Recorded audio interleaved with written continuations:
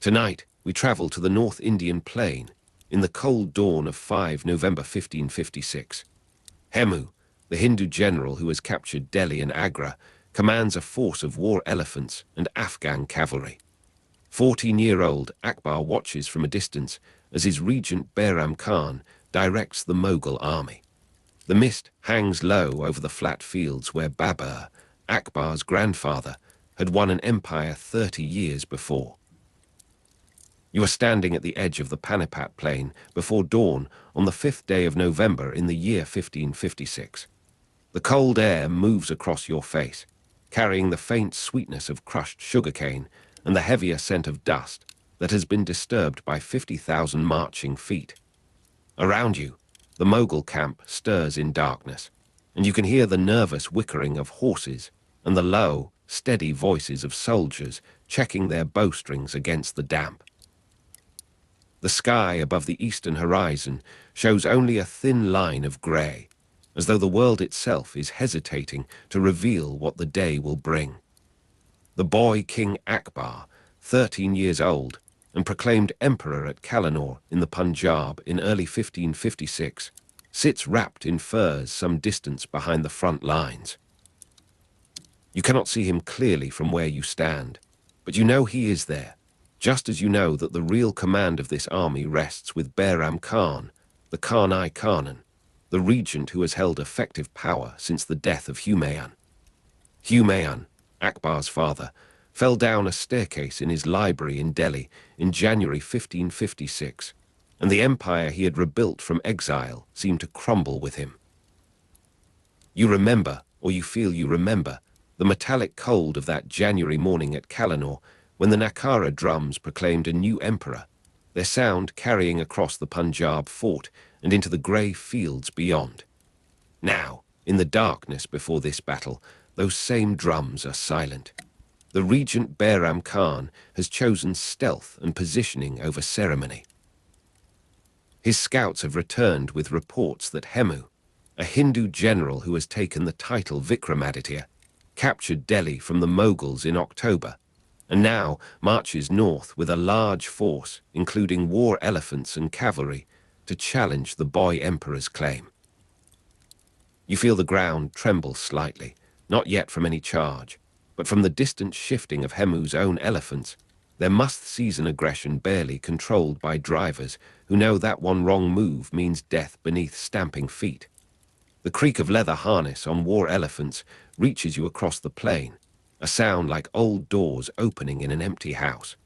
The light strengthens slowly, and you can now see the vast formations stretching across the dusty ground. The Mughal lines are arranged with the care of a man who has studied Timur and Chinggis Khan, with flanking cavalry and a centre of mounted archers who will wait for the moment to loose their arrows. Bairam Khan has placed himself where he can see the whole field, and his orders move through the army by flag and by messenger, never by voice alone.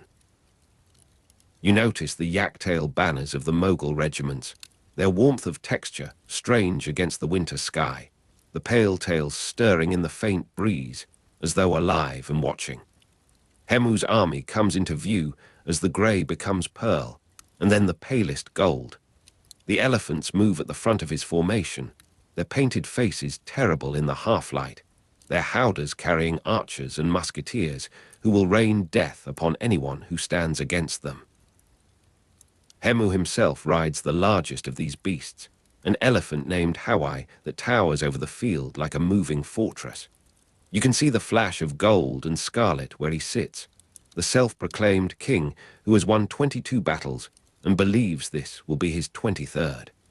The dust rises around the marching feet of his cavalry, and the smell of crushed sugarcane and dust on the Panipat plain grows stronger, as though the earth itself is being ground beneath the weight of two armies. The battle begins with the sound of distant thunder, though the sky is clear. The elephants charge, and the Mughal left wavers, and for a moment you think you can see Hemu's face turned upward in triumph, his hand raised to urge his forces forward. The creak of leather harness on war elephants fills the air now, mixed with screams and the flat crack of muskets. An elephant goes mad and turns upon its own side, trampling men who have no time to scatter. Another, struck by a cannonball, sinks slowly to its knees like a temple collapsing. The dust rises so thick that the winter sky disappears, and you are breathing the smell of crushed sugarcane and dust, the taste of other men's deaths upon your tongue. Bairam Khan has held his center in reserve, and now he commits them. The Mughal cavalry wheels and strikes at Hemu's flanks, the classic movement that Babur used to win the first battle of this same plain 30 years before. You watch the yak-tail banners surge forward, their pale tails now stained with the smoke of powder. The Nakara drums begin to sound from the Mughal rear, not in proclamation now, but in steady rhythm, driving the advance. The boy King Akbar, said to have been born in 1542 at Umakot in Sindh, while his father Humayun wandered in exile, waits still behind the lines, too young to command, too precious to risk. The turning comes suddenly, as turnings do in battle. An arrow, one of thousands loosed that morning, finds Hemu's eye as he sits upon Hawaii.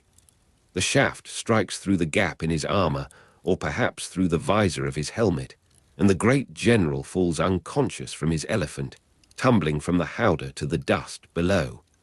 The particular silence after battle begins almost at once, though fighting continues for some minutes more. The circling kites have already begun to gather, their shadows crossing the dead and the dying, their cries the first sound of a world that has moved on from the morning's violence. Hawaii stands riderless, and Hemu's army, seeing their king fall, loses the will that had carried them through Delhi and across the north. You move with the Mughal soldiers across the field, and the smell of crushed sugarcane and dust on the Panipat plain has changed now, mixed with the iron scent of blood and the voided bowels of the dead.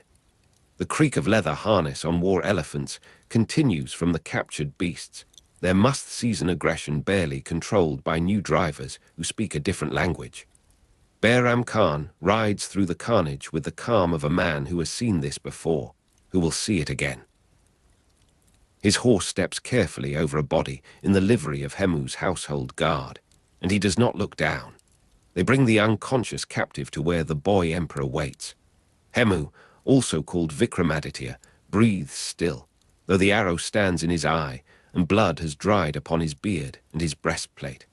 Akbar looks upon the man who would have taken his throne, and by the accounts that will be whispered later, the 13-year-old emperor shows reluctance at what must follow. But Bairam Khan, the Khan-i-Khanan, the regent who has held effective power since Kalanur, since the 14th of February, since the Nakara drums proclaimed a new emperor, does not hesitate. According to some accounts, Hemu was beheaded and his head sent to Kabul, while his body may have been displayed on a Delhi gate. The long ride back to Delhi passes through winter fields that have known too many armies. You travel with the column that carries the head, wrapped in cloth and packed in salt, and the smell of crushed sugarcane and dust on the Panipat plain gives way to the frozen mud of the Punjab roads. The particular silence after battle, broken by circling kites, follows you for a day and then disperses, as the kites find richer pickings elsewhere and the living learn to make noise again. The capital reclaimed rises before you on the third day, its walls showing the marks of Hemu's brief occupation, its gates still decorated with the banners of a king who lasted less than a month. Delhi and Agra reoccupied by Mughal forces after the battle, and the work of empire begins again. The Nakara drums sound from the Red Fort, proclaiming not a new emperor now, but the return of an old order. You stand in the courtyard as Bairam Khan receives the homage of nobles who had wavered in their loyalty, who had sent secret messages to Hemu, even as they professed devotion to the boy king.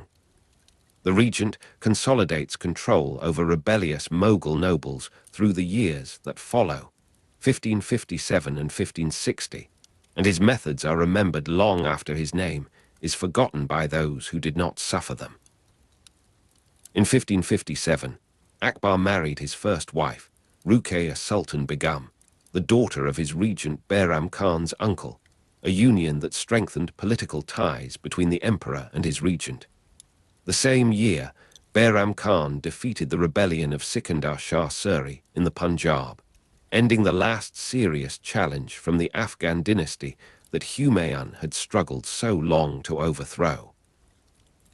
You're present at none of these events directly, yet you feel them as you feel the seasons changing, as the metallic cold of January mornings in the Punjab fort at Kallanur becomes the heat of Delhi summers, and then cold again.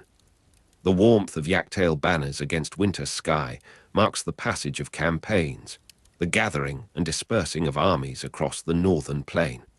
The gradual turning of power moves like a tide that no single wave reveals.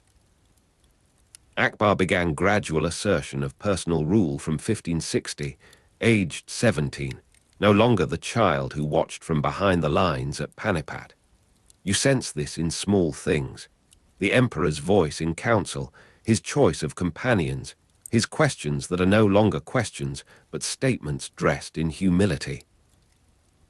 Bairam Khan, the Khan-i-Khanan, who has held effective power since the 14th of February 1556 at Kallanur in the Punjab, who has sent Hemu's head to Kabul as trophy and gibbeted his body on a Delhi gate, who has consolidated control over rebellious Mughal nobles through 1557 and 1560, begins to feel the ground shift beneath his feet.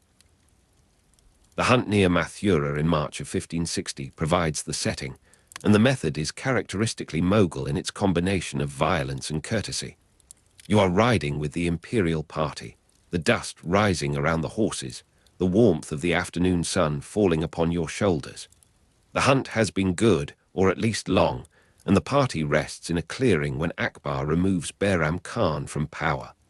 The words are few, the tone regretful, the message absolute. The regent who directed the Second Battle of Panipat on the 5th of November 1556, who faced Hemu with his 1,500 war elephants and 50,000 cavalry, who struck when Hemu fell unconscious from his elephant, is himself fallen, gently, into disgrace. He submitted and was sent on pilgrimage to Mecca, a journey that will remove him from the chessboard of northern India. You do not see him leave, but you hear of it, the particular silence after his departure, broken not by circling kites, but by the whispered calculations of men who seek to fill the space he has left.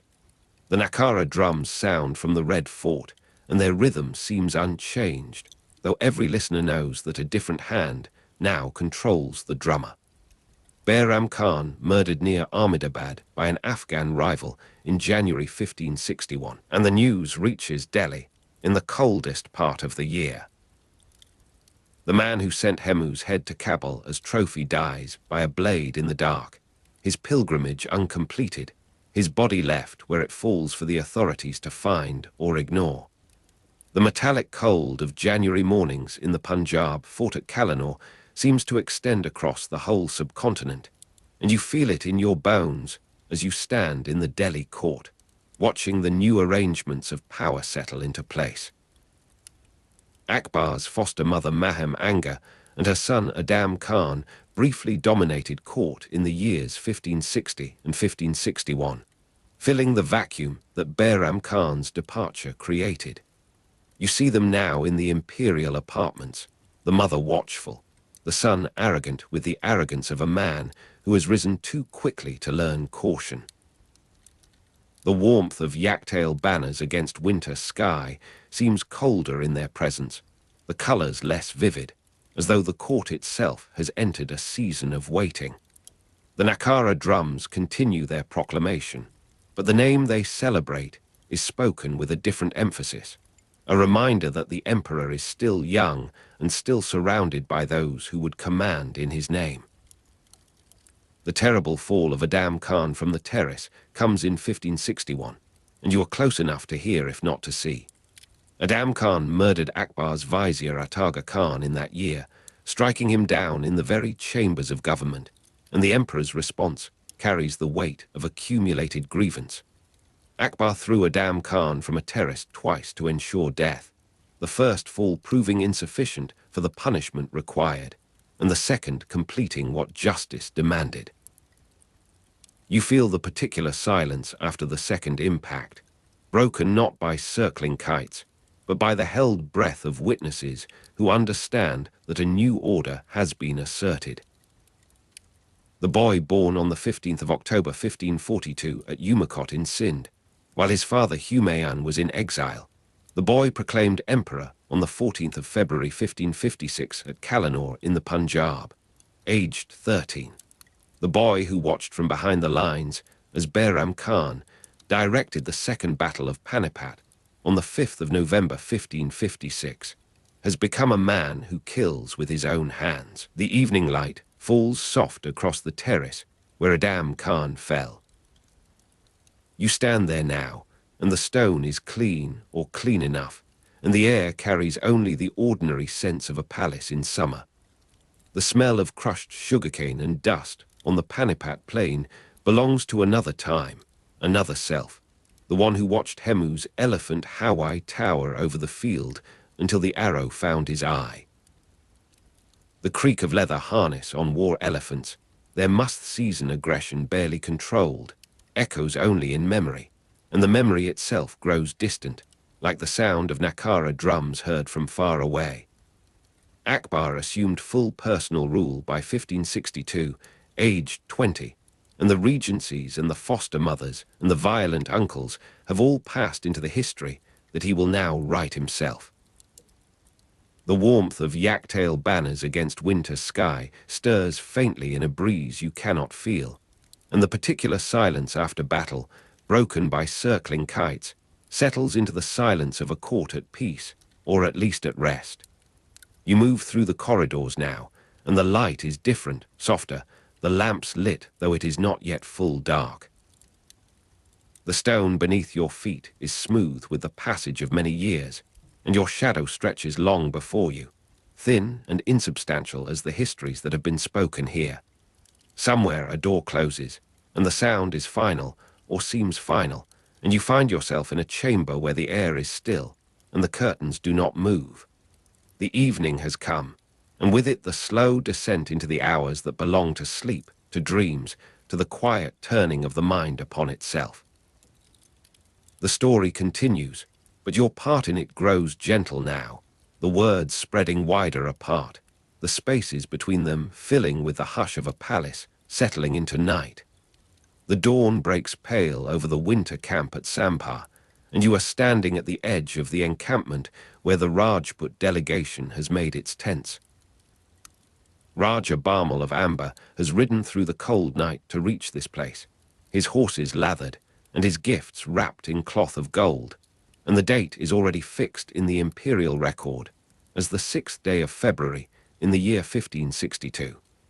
You watch as the old Raja dismounts, his breath visible in the frozen air, his face lined with the calculation of a man who has decided that survival wears the costume of alliance. The smell of clarified butter lamps burning before the image of a Rajput princess, becoming a Mughal queen, drifts from the direction of the harem tents, where Hira Kunwari waits to learn her fate. The lamps flicker in brass holders, their smoke rising straight in the windless cold, and the scent mingles with sandalwood and the dung fires of 10,000 soldiers. Around you, the merchants are unloading their cargoes of dried fruit and bolted cloth, and the accountants move between the tents with their ledgers and their ink horns. The marriage negotiations proceed through intermediaries, through the exchange of compliments and genealogies, through the careful weighing of what is given against what is received. Raja Barmal offers his daughter, and with her the legitimacy of ancient lineage. The young emperor offers protection, incorporation, a place within the expanding circle of Mughal authority. You notice how the cold air moves across your face, carrying particles of dust from the Rajasthan plain, and how the light changes slowly from grey to rose as the sun climbs above the eastern ridges. This marriage marked the beginning of systematic Rajput alliance policy, though no parchment in that winter camp named it so plainly, and the phrase would only be spoken later, when historians looked back upon these fires and these whispered conversations. The taste of bhang and opium in Mughal camp kitchens during sieges is not yet known in this winter of peacemaking, but already the cooks prepare elaborate dishes for the wedding feast, and the smoke of roasting meat rises through the tent poles. You walk between the lines of tethered horses, your boots sinking into the frost-hardened earth, and you hear the distant sound of a hammer testing the edge of a blade. Raja Barmal, the name passes from mouth to mouth in the bazaar section of the camp, and with it the name of his daughter, soon to be renamed in the Persian fashion, soon to bear sons who will carry both bloodlines forward. The 6th of February, 1562, the 6th of February, 1562, the date repeats in the marriage contract and in the imperial chronicle, and in the memory of those who watched the old Rajput kneel before the young Turkic prince. In the year that follows, the emperor moves through his territories with a new confidence, and you find yourself in the accounting office at Agra, where the order has come to stop the collection of the jizya tax on non-Muslims in 1562. The clerks sit with their pens suspended, the ink drying on the nibs, and the ledgers lie open at pages that will never be filled again. You watch the face of the chief accountant, a man named Muzaffar who has counted coins for 20 years, and you see him close the great book with a gesture that resembles grief or relief, or perhaps both emotions braided together. The jizya, the tax that marked the boundary between the faithful and the others, the tax that the books of law required and the emperor now ignores, the jizya lifted like a hand from a shoulder. The accountants are told to stop collecting, and they obey, though some whisper in the corridors that no empire can afford such mercy, that the treasury will sing hollow songs by autumn. The pilgrimage tax on Hindus, abolished 1563, follows, a second door closing on an older way of ordering the world, and you are present at the riverfront where the tax collectors pack their scales and their seals into leather bags. The light falls flat across the Ganges, the water the color of pale metal, and the pilgrims pass without stopping, without paying, their foreheads marked with ash or sandal paste, their eyes fixed upon the distant temples. Around you, the merchants are unloading their cargoes farther downstream, indifferent to this change in the machinery of state, and the cold air moves across your face with the particular dampness of a riverside morning. The emperor's foster brother Mirza Aziz Khoka led campaigns into Malwa 1562 to 1564, and his victories helped pay for these absences of revenue, these deliberate emptinesses in the imperial budget, the generosity of a conqueror who has learned that money is not the only coin that buys allegiance. The dry heat of Gujarat plains, the salt taste on marching soldiers' lips, belongs to a future campaign, but already the armies move southward under other commanders, and you stand in the dust of their passage, watching the cavalry disappear into the shimmer where the earth meets the sky. The kitchens of Malwa know only the ordinary exhaustion of forced marches, the rice cooked over thorn fires, the water carried in goatskins that flavors everything with hide and smoke. Mirza Aziz Khoka, the emperor's milk brother, the child who shared the wet nurse's breast with the prince who became Padishah, leads these men through territories where every village must be bought or burned, where every fort is a stone argument against the Mughal claim. The terrible siege of Chitta has not yet begun, but its shadow stretches backward across these years, and you find yourself in the tent of the emperor in 1564, where the decision has been made to march against Gondwana and its queen. Akbar personally led expedition against Gondwana and Rani Durgavati 1564, and you are riding in the column that crosses the Narmada, the river running high with monsoon water, the spray catching the light like scattered pearls. The queen rides out to meet him in armor, an old woman by the standards of war, a widow who has governed her kingdom alone and now refuses to surrender it. You see her elephant in the distance, the howdah covered with scarlet cloth, and you hear the crack of firearms, the new weapons against which Rajput courage counts for less than it once did. Rani Durgavati killed herself rather than be captured, June 1564, and the manner of her death passes through the camp in whispers that grow softer with each repetition. She stabbed herself, some say, or took poison, or drowned in the river to avoid the dishonor of chains. You are standing at the edge of the battlefield when the news arrives, the ground still muddy from the morning's rain, the vultures already settling on the corpses of her soldiers. The heavy warmth of a Deccan afternoon moves across your face, and the smell of death is not yet sweetened by time.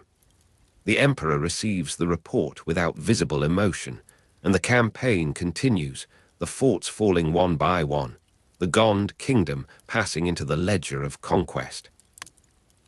The years between 1564 and 1567 pass with the slow accumulation of small decisions, of marriages and tax reforms, and the steady expansion of the bureaucracy. And you are in the camp again.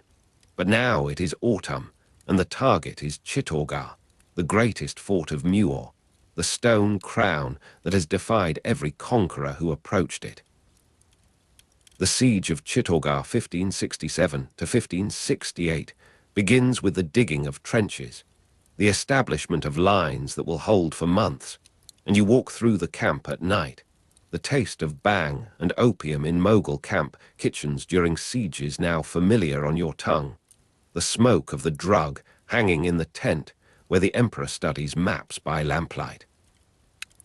The sound of mine explosions beneath fort walls, the particular silence before the breach, has not yet come, but the sappers work with picks and shovels, and the earth groans with their burrowing. Jamal and Pata, Rajput commanders, killed defending the fort, their names already written in the chronicles before their deaths, already celebrated in the songs that the bards prepare. You see them on the walls, small figures at this distance, directing the fire of muskets and catapults, and you know that they know what awaits them, that the emperor will not accept surrender, that this fort must be erased as an example to others. That sound comes at last in the depth of winter, the flash visible from 3 miles away, the roar following after, and then the strange hush in which both sides pause, recognizing that something has changed, that the wall is broken, that the old world is ending. Akbar massacred approximately 30,000 inhabitants of Chittor after its fall, February 1568, and you are walking through the streets where the killing has stopped, where the bodies lie in postures that suggest flight or resistance, or the simple surprise of death. The cold stone floors of Chittor's Padmini Palace after the massacre are warm with blood in some rooms, frozen in others, and you climb the steps to the upper chambers where the women burned themselves in the Johar, the fire having finished before the soldiers arrived. The emperor's cold anger is visible in the orders he gives, the systematic destruction of the fort's temples, the planting of the Tower of Skulls at the main gate, the message carved in bone and displayed to every embassy that passes this way. You stand before that tower, the skulls weathering already to the color of old ivory, and you count them without meaning to, your mind refusing the number it reaches. The siege of Ranthambore, 1568, follows, as if the empire must consume another fort to cleanse the taste of Chittor, and the fort surrendered after water supplies failed, a quieter ending, almost merciful by comparison. You are in the camp when the surrender comes, the Rajput commander walking out with his sword reversed, and you notice how the emperor receives him with courtesy, how the pattern of destruction and absorption continues, the stick and the cloth of gold offered in sequence. The scent of attar of roses at Sufi shrines, mixed with dust of pilgrim feet, draws you northward again, to a village called Sikri, where a saint lives in a reed hut and speaks words that the emperor has learned to heed. Akbar's son Salim, later Jahangir, born 30 August 1569 at Fatehpur, Sikri, and you are present at the birth, or as present as a stranger may be, standing at the edge of the crowd that gathers outside the hut where the queen labors. The birth attributed to blessings of Sufi Saint Sheikh Salim Kishti, the old man having predicted it, having named the child before the child existed, and now the prediction fulfilled, the empire given an heir where before there had been only prayers and anxiety. The reed hut is simple, its walls woven from the grasses of the lake, and that same scent of attar and dust drifts from the direction of the saint's quarters, where he sits in meditation, indifferent to the commotion his words have caused. You walk through the camp that has grown around this place, the temporary structures becoming permanent, the village becoming a city because an emperor has decided that his son's birthplace deserves monuments. Akbar's other sons, Murad and Daniel, born 1570 and 1572, and with each birth the reed hut grows more sacred, the saint's words more precious, the city of Fatehpur, Sikri, rising from the plain like a dream of sandstone and marble. You watch the construction, the pillars carved by Hindu masons, the arches designed by Persian architects, the synthesis that the emperor demands in every building, as in every marriage, as in every tax policy. The campaigns in Gujarat 1572 to 1573 carry you westward again, the territory annexed as Mughal province after the defeat of its rebellious nobles, and you march with the army through the dry heat of Gujarat plains, the salt taste on marching soldiers' lips becoming your own taste, the dust settling on your eyelashes, your hands, the folds of your clothing.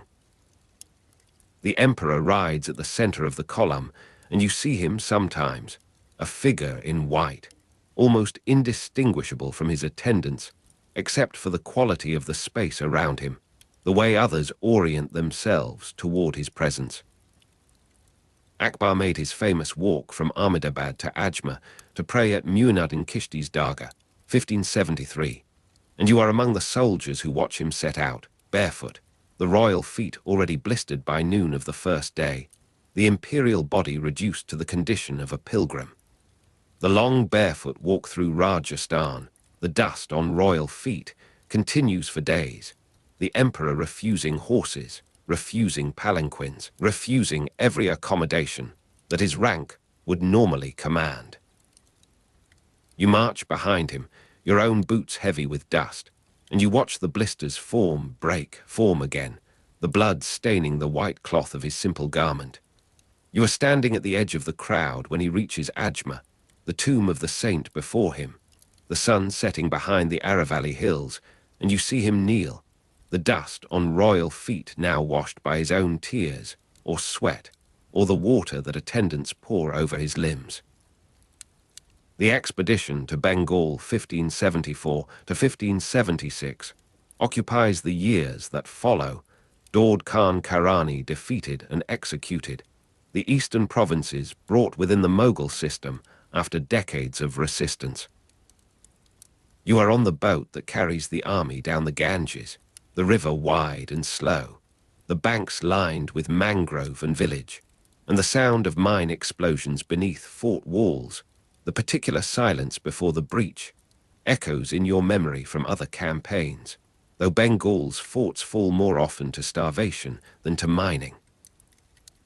The cold air moves across your face with the particular humidity of the delta, and you learn to recognize the warning signs of fever, the mosquitoes that rise from the standing water, the diseases that kill more soldiers than any Karani sword.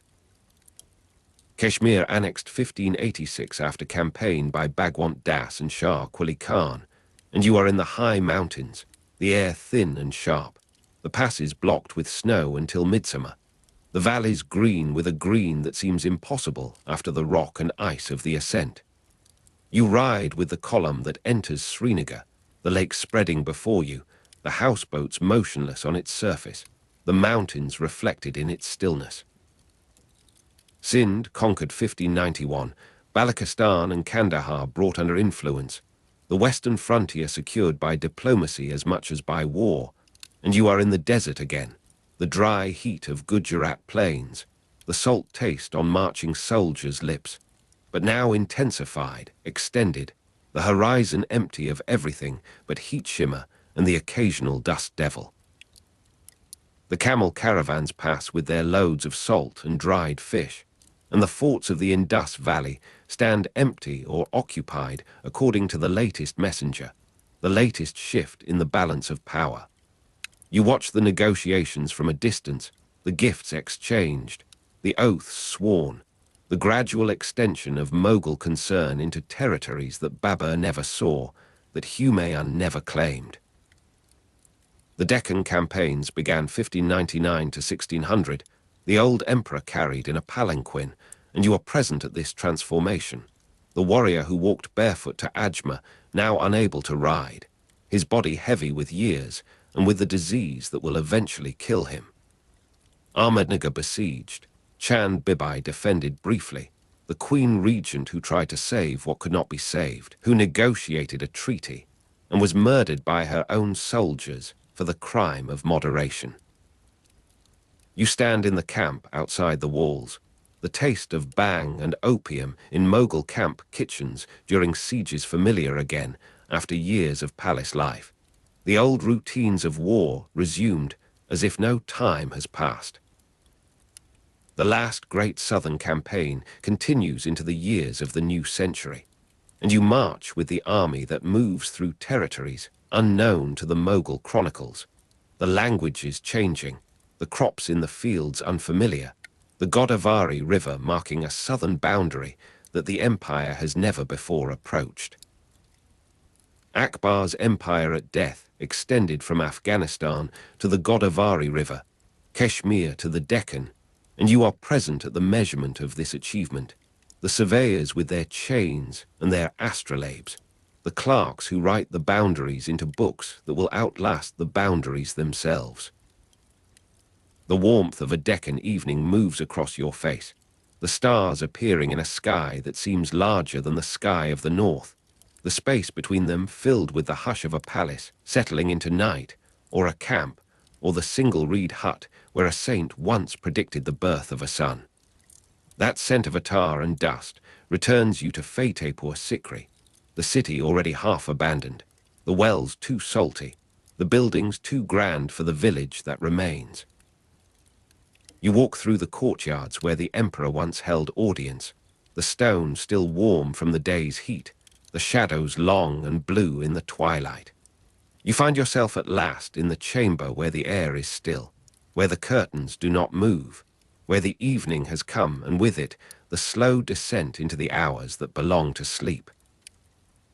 The emperor's cold anger and the saint's warm prophecy, the tower of skulls and the reed hut of birth, the barefoot walk and the carried palanquin, all the contradictions of a life that built an empire across the body of Hindustan. All these settle now into the quiet turning of the mind upon itself, the drift toward dreams, the long night that waits beyond the last word. The winter camp of the emperor spreads across the plain outside Delhi in the early months of 1562, and you are standing at the edge of the encampment where the fires have burned low. Around you, the frost clings to the guy ropes of tents, and the breath of sentries rises in pale columns against the grey light of a January dawn. Raja Bamul of Amber has ridden through this cold from his pink sandstone capital, and his elephants now stand in the outer ring of the camp, their backs dusted with a fine rime of ice. The Kachwaha ruler dismounts from his horse at the edge of the imperial enclosure, and the sound of his boots upon the packed earth is muffled by the frost. You watch as the Raja removes his turban and lays it upon the ground before the teenage emperor, who sits wrapped in shawls upon a simple carpet. This prostration of Raja Bamul in 1562 carries the weight of calculation and the weight of risk, for no Rajput ruler has formally allied with the Mughal throne in this manner before this morning. The cold light sharpens the edges of every face, and the steam rising from the horses of Bamul's escort drifts across the scene like a curtain of thin gauze. The pink sandstone of Amber catches the winter light in a manner particular to this season, when the low sun turns the stone the color of pale flesh at dawn, and deepens it to rose by midday. You are walking through the streets of Barmal's capital in the weeks before the alliance is sealed, and the merchants are opening their shops along the narrow lanes that climb toward the palace. The particular quality of this light upon the stone makes every surface seem slightly translucent, as if the buildings themselves were breathing. A potter shapes vessels upon a wheel in a courtyard, and the wet clay gleams where the light strikes it. The sound of his wheel is a continuous hum beneath the calls of vendors selling oranges from Nagpur and almonds from Kashmir. The weight of a Rajput bride's lehenga is being prepared in chambers above this street, where women work with gold thread upon crimson silk. The hours of stillness in the wedding palanquin await the princess, who does not yet know the full measure of her father's political gift. The smell of camel leather and sweat drifts from the outer fortifications, where Barmal's horsemen exercise their mounts upon the hard ground. The taste of bajra roti and garlic, the Rajput soldiers' field ration, comes from a fire at the edge of the parade ground, where a groom warms his breakfast before the day's training begins. The wedding procession, entering amber, moves through streets that have been washed with water and scattered with petals, and you are standing upon a balcony as the imperial escort approaches. Before dawn, Barmal's daughter Hira Kunwari has left her father's palace through a side gate, and the palanquin bearing her now sways through the half-light toward the Mughal camp. The bearers move with the steady pace of men who know that the weight they carry is measured in more than silk and wood. She will take the name Maryam-az-Zamani after marriage, and this renaming will carry her across the years into a prominence her father could not fully foresee. The sound of the procession is muffled by the early hour, the clink of harness, and the soft footfall of horses upon damp earth.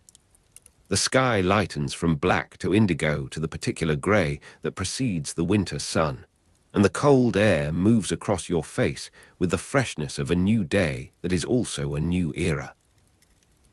The princess does not speak from within her curtained compartment, and the hours of stillness in the wedding palanquin will stretch across the journey to Agra and then across a lifetime at court. The smell of incense from the household shrines of amber lingers in the streets after the procession has passed, and the stone begins to warm toward the gold of full morning. Maryam-az-Zamani became mother of Jahangir and a powerful figure at court, and this fact will reshape the politics of the Mughal harem across 3 decades of influence. You are standing in the Zenana quarters of the Agra, fought 15 years after that winter wedding, and the corridors have grown accustomed to Rajput faces among the Persian-speaking nobility. The gradual transformation of the court proceeds through small increments. A Hindu festival observed in an inner courtyard, a Rajput nursemaid singing a lullaby in a dialect of the desert, the architectural influence visible in the buildings at Fatehpur Sikri, particularly the palace known as Jodha Bai's. The Kachwaha clan of Amber is the most thoroughly integrated into Mughal nobility, and this integration manifests in the daily texture of court life. Barmal's son Bhagwant Das and grandson Man Singh became leading Mughal generals, and their military service binds the alliance in blood as well as policy. The sound of Ranas, the traditional Rajput war cry, across the Aravalli hills at dawn, becomes familiar to imperial soldiers who campaigned alongside these allies. The smell of camel leather and sweat mingles now with the Persian perfumes of the imperial guard, and no one marks the distinction with surprise. The yellow dust of the Haldighati Pass rises in clouds as the armies assemble, and you are standing upon a slope where the monsoon sky presses down with the weight of water held in suspension. The battle is fought on 18 June 1576 between Man Singh and Rana Pratap, and the narrow defile where they meet has been named for the turmeric color of its soil. This dust coats the armor of both armies and turns the uniforms of the imperial cavalry the sickly hue of old brass. Man Singh commands Akbar's forces in critical campaigns, including Bengal and the Deccan, and his presence here represents the full weight of the Mughal military machine brought against the one Rajput state that has refused every overture. Muor under Rana Pratap remained the principal holdout against Mughal alliance, and the old Rana's pride has become legendary among the bards who sing in the courts of Rajasthan. The monsoon rain falls in heavy drops that raise the dust into a paste upon the ground, and the Rana's echoes now through the pass as the Rajput charge begins. The smell of wet earth and the particular tang of monsoon vegetation fill the air where the two Indian armies meet in this season of churned mud and lowered visibility. Chetak's leap across the stream carries Rana Pratap from the collapsing battle, and you are standing upon the far bank where the wounded horse carries his master to safety through water churned brown with runoff. The horse's haunches have been cut by a sword, and the animal's breath comes in great spasms that shake its whole frame. Yet the leap is made with a gathered power that seems to come from beyond the animal's own strength. The animal died after the battle, and the place where he fell is marked still in local memory, though no stone was raised by the fugitive king. The sound of pursuit fades behind the thick vegetation of the ravine, and the rain continues to fall upon the leaves with a steady percussion that masks the hoofbeats. The wounded horse carries his master to safety, and then collapses upon the slope where the forest begins, and the old Rana will walk from this point with the saddle across his shoulder, and the memory of a loyal beast in his thoughts. The taste of bajra roti and garlic is absent from this scene of defeat, for the guerrilla resistance that follows offers little in the way of regular supply. The yellow dust washes from the Rana's clothing in the stream where Chetak made his final effort. The old Rana in the Aravalli hills refuses every embassy, every overture of peace, and you are standing in a clearing where his tent has been pitched upon a slope of broken rock. The months have become years since Haldig Hati, and the monsoon has come and gone 5 times, yet the posture of defiance remains unchanged. Rana Pratap never submitted to Akbar, and the embassies that climb to these heights return with polite refusals, carved into the formal language of diplomatic exchange. The Ranas still marks the boundaries of Muor's reduced territory, and the imperial commanders have learned not to pursue the Ranas' bands into terrain they know too well. The smell of smoke from cooking fires rises from the scattered camps of the resistance, and the particular quality of winter light on amber's pink sandstone is a memory that belongs to other lives, to the world of palaces and processions that Pratap has renounced. The taste of bajra roti and garlic sustains the men who follow him through these hills, and the gradual transformation of the court seems impossibly distant from this existence of movement and concealment. Other Rajput states are gradually brought into alliance. By Khana 1570, Jaisalmer 1570, Jodhpur 1583, and the network of submission and honorable alliance extends across the desert kingdoms. You are standing in the court of Rao Surgeon Harder of Bundi, who submitted in 1576 and gave a daughter in marriage, and the negotiations have reached their final stage in a chamber where the afternoon light falls through screens of pierced stone. The smell of camel leather and sweat has preceded this moment, for surgeons' horsemen have fought beside the imperial forces and know the quality of the military system they are joining. Akbar's policy distinguished between submission and honorable alliance versus defiance, and the Bundi ruler has calculated that his house will prosper through connection rather than through the lonely honor that consumes Muor's resources. The Ranas will be heard from Bundi's contingents in future campaigns, transformed now into an imperial rather than a merely regional call.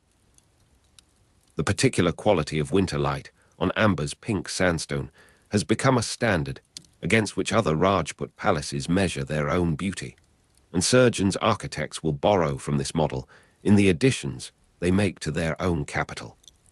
The Ratha clan of Murta, led by Chandrasen, resisted until his death in 1581, and their struggle represents the intermediate fate of those who declined full alliance, yet could not achieve the legendary independence of Muor.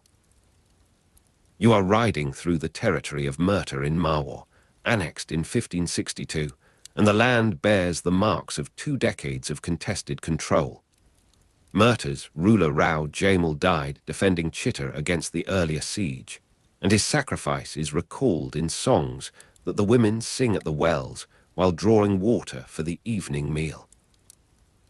The gradual transformation of the court has not reached this corner of the empire with the same completeness, and the imperial presence manifests in garrison towns and revenue stations rather than in the organic integration of nobility. The smell of camel leather and sweat persists in the military outposts, yet the taste of bajra roti and garlic is now supplemented by grain requisitioned through the imperial supply system. The yellow dust of Haldighati has no equivalent in this landscape of scrub and thorn, yet the same monsoon turns the same color of earth to mud upon the same boots of the same armies. Rajput princesses entered the Mughal harem as wives and mothers of princes, not concubines, and this distinction shapes the architecture of power within the imperial household. You are walking through Jodha Bai's palace at Fatehpur Sikri, and the Rajput architectural influence manifests in the screened balconies and the interior courts that recall the arrangements of Amber and Bai Khana. The gradual transformation of the court proceeds through these material forms, through stone carved by masons who learned their craft in Rajasthan and now work for imperial patrons. The weight of a Rajput bride's lehenga has been worn by many women in the decades since 1562, and the hours of stillness in the wedding palanquin have carried them each to a version of the same destiny. The smell of incense from domestic shrines mingles with the orthodox Muslim fragrances of the imperial mosque, and Akbar participated in Hindu festivals. Holi, Dussehra, Diwali observed at court with a participation that his more conventional courtiers note with carefully masked expressions. By the 1590s, Rajput contingents formed a substantial portion of Mughal cavalry, and the military integration has reached a point where imperial campaigns would be unimaginable without these forces. You are standing in a review ground outside Lahore where the armies assemble for the Deccan campaign, and the regiments of Man Singh's command draw up alongside Persian-speaking cavalry from Kabul and Turkestan. His presence here at the head of thousands of Kachwaha horsemen demonstrates the fulfillment of Barmel's original calculation. The smell of camel leather and sweat rises from the lines where the animals are picketed, and the Ranas is practiced here upon the plains of the Punjab as a drill exercise.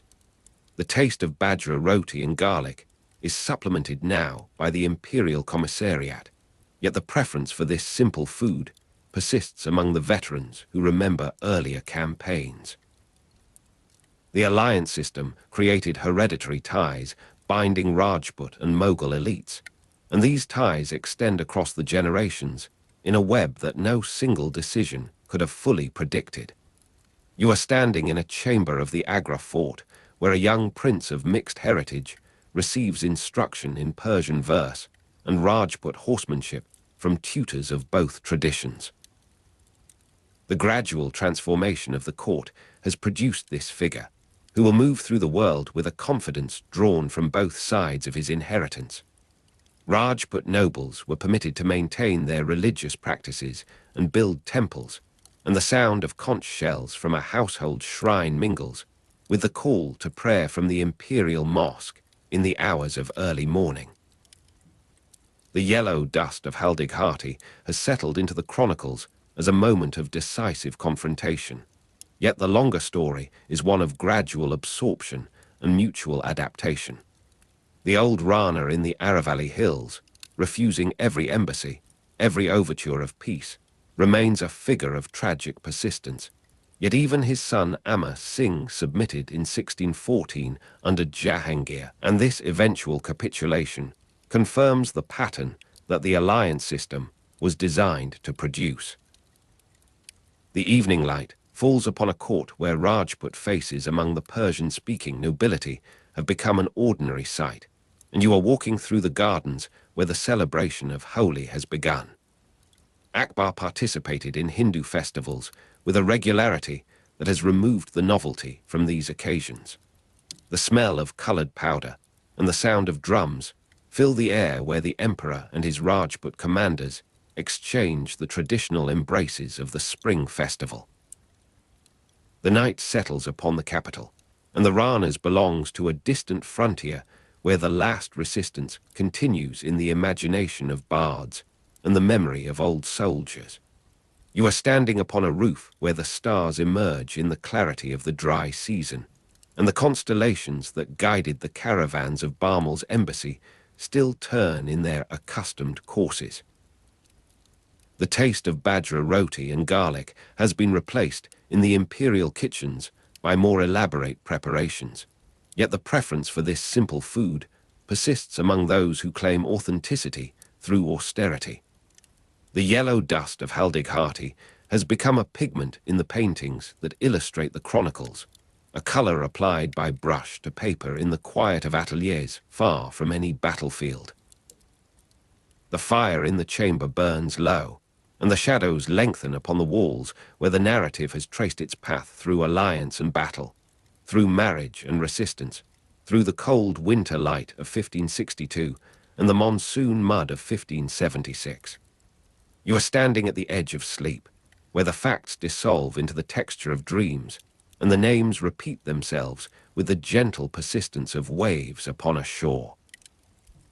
The particular quality of winter light on amber's pink sandstone, the weight of a Rajput bride's lehenga, the hours of stillness in the wedding palanquin, these sensory anchors hold the narrative in the body of the listener as the mind drifts toward rest. The smell of camel leather and sweat, the taste of bajra roti and garlic, the ranas across the Aravalli hills at dawn, all these impressions settle into the memory like sediment in a still pool. The gradual transformation of the court continues through the reigns of his successors, and Rajput faces among the Persian-speaking nobility remain a feature of the state until the empire itself fragments into the regional powers that will succeed it. The yellow dust of Haldighati still coats the hooves of goats and the wheels of carts that pass through the defile on ordinary journeys between ordinary villages. The night deepens, and the narrative loosens its hold upon the attention, allowing the drift toward dreams that is the purpose of this telling. You are standing at the harbour of sleep, and the cargoes that are unloaded there are the impressions of a history that has been spoken and will be dreamed by others, in other rooms, in other nights that descend toward the silence beyond words. The winter prostration and the monsoon battle, the wedding procession and the guerrilla camp, the palace at Fatehpur Sikri and the tent in the Aravalli hills, all the contradictions of an alliance that built an empire across the body of Rajasthan, all these settle now into the quiet turning of the mind upon itself, the long drift, the night that waits with its own stories beyond the last spoken syllable. You are standing in the camp of the Bengal campaign in the year 1574, where the monsoon rains have turned the earth to rust-coloured mud between the tents. Around you, the imperial army prepares for its eastern advance, and the air smells of damp canvas and the smoke of cooking fires that never quite dry. A middle-aged administrator from Lahorpur in Awadh has arrived in this encampment, his reputation for accounts preceding him like a faint but persistent scent of ink and orderly columns.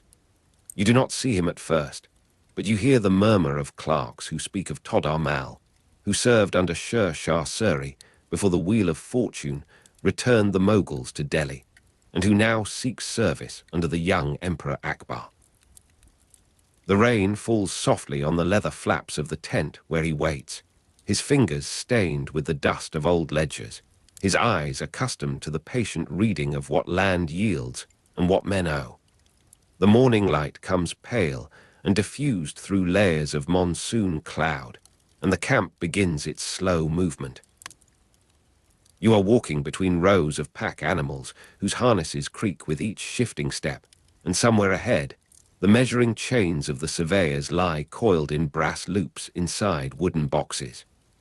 Todar Mal has brought these chains with him from his previous service, where the measurement of fields taught him that empire rests not upon conquest alone, but upon the countable. The brass links have been polished by countless hands, each link a precise length, each length a unit against which the earth itself can be asked to declare its extent. You feel the humidity pressing against your skin, and you notice how the administrator's escort moves with the unhurried pace of men who calculate rather than command. In the years before this Bengal encampment, Todar Mal had learned his craft in the service of Sher Shah Suri, that Afghan ruler whose brief empire nonetheless established patterns that would outlast his dynasty.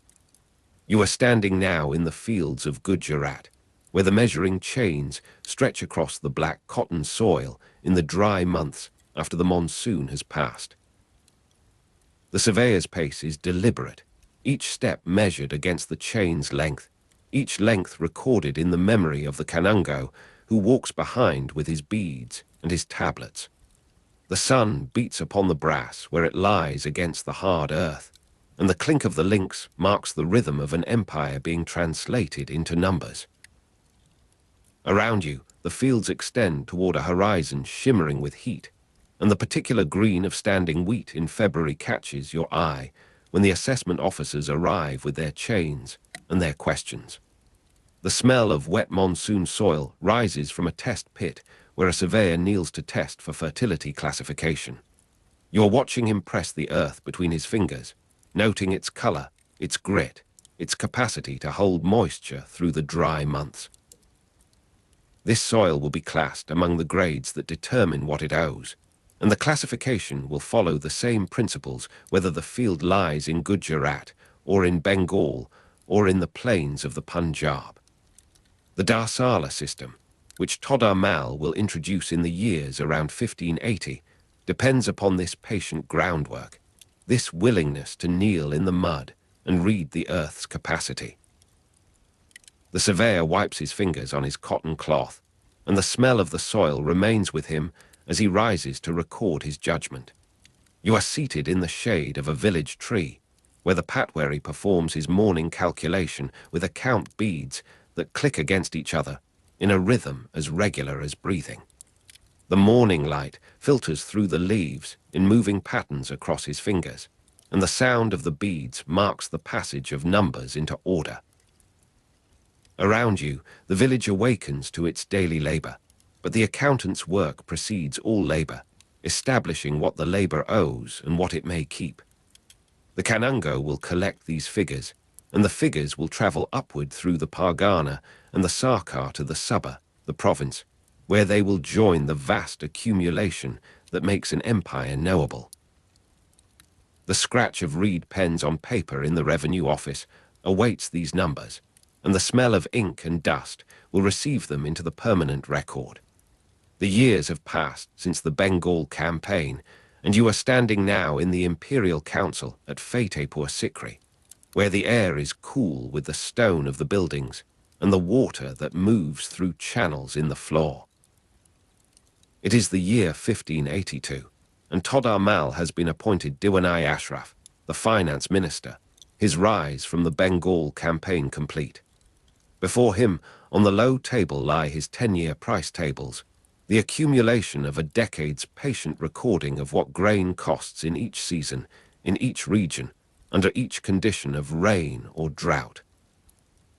The Emperor Akbar sits in long consideration of these figures, his gaze moving across the columns that translate the empire's harvest into the possibility of rule. The light from the high windows falls upon the paper in shifting rectangles as the afternoon progresses, and the silence of the council is broken only by the occasional murmur of a clerk who verifies a total. You are watching the emperor's face as he studies the proposal that revenue be fixed according to these averages, that the annual fluctuation of harvest and price be smoothed into a predictable demand upon the cultivator. The innovation is not without risk, for the peasant who pays in a year of flood, according to the rate established in years of plenty, may find himself ruined, and the peasant who pays in plenty, according to the rate of scarcity, may grow resentful of the state's profit. Yet the alternative, the annual bargaining between revenue collector and cultivator, produces its own injustices, its own uncertainties, its own impediments to the investment of labor in land. The 10-year average of prices used to determine cash rates will reduce this annual fluctuation, will make the demand upon the peasant something he can anticipate and plan against. Akbar's finger traces a column of figures, and the afternoon light moves slowly across the stone floor. The year 1584 finds Todar Mal appointed Diwan-i-Kul, head of revenue, and you are walking through the gardens he has caused to be laid out in Kashmir, where the mountain air carries the scent of pine and the water channels sing in their stone courses. The appointment represents the culmination of a career that began in the service of Sher Shah Suri, that passed through the Bengal campaign of 1574, that built its reputation upon the measuring chains and the patient calculation of what each acre could yield. The gardens are not mere ornament, but demonstration, an assertion that the man who measures can also create, that the administrator's imagination extends beyond the ledger to the transformation of landscape. The water lilies float upon the pools in the particular green of high altitude, and the sound of the channels joins the distant call of mountain birds. You are standing in the fields of northern India, where the zapped system of revenue assessment is being introduced in the years around 1580, and the transformation of the countryside proceeds with the unhurried pace of agricultural time.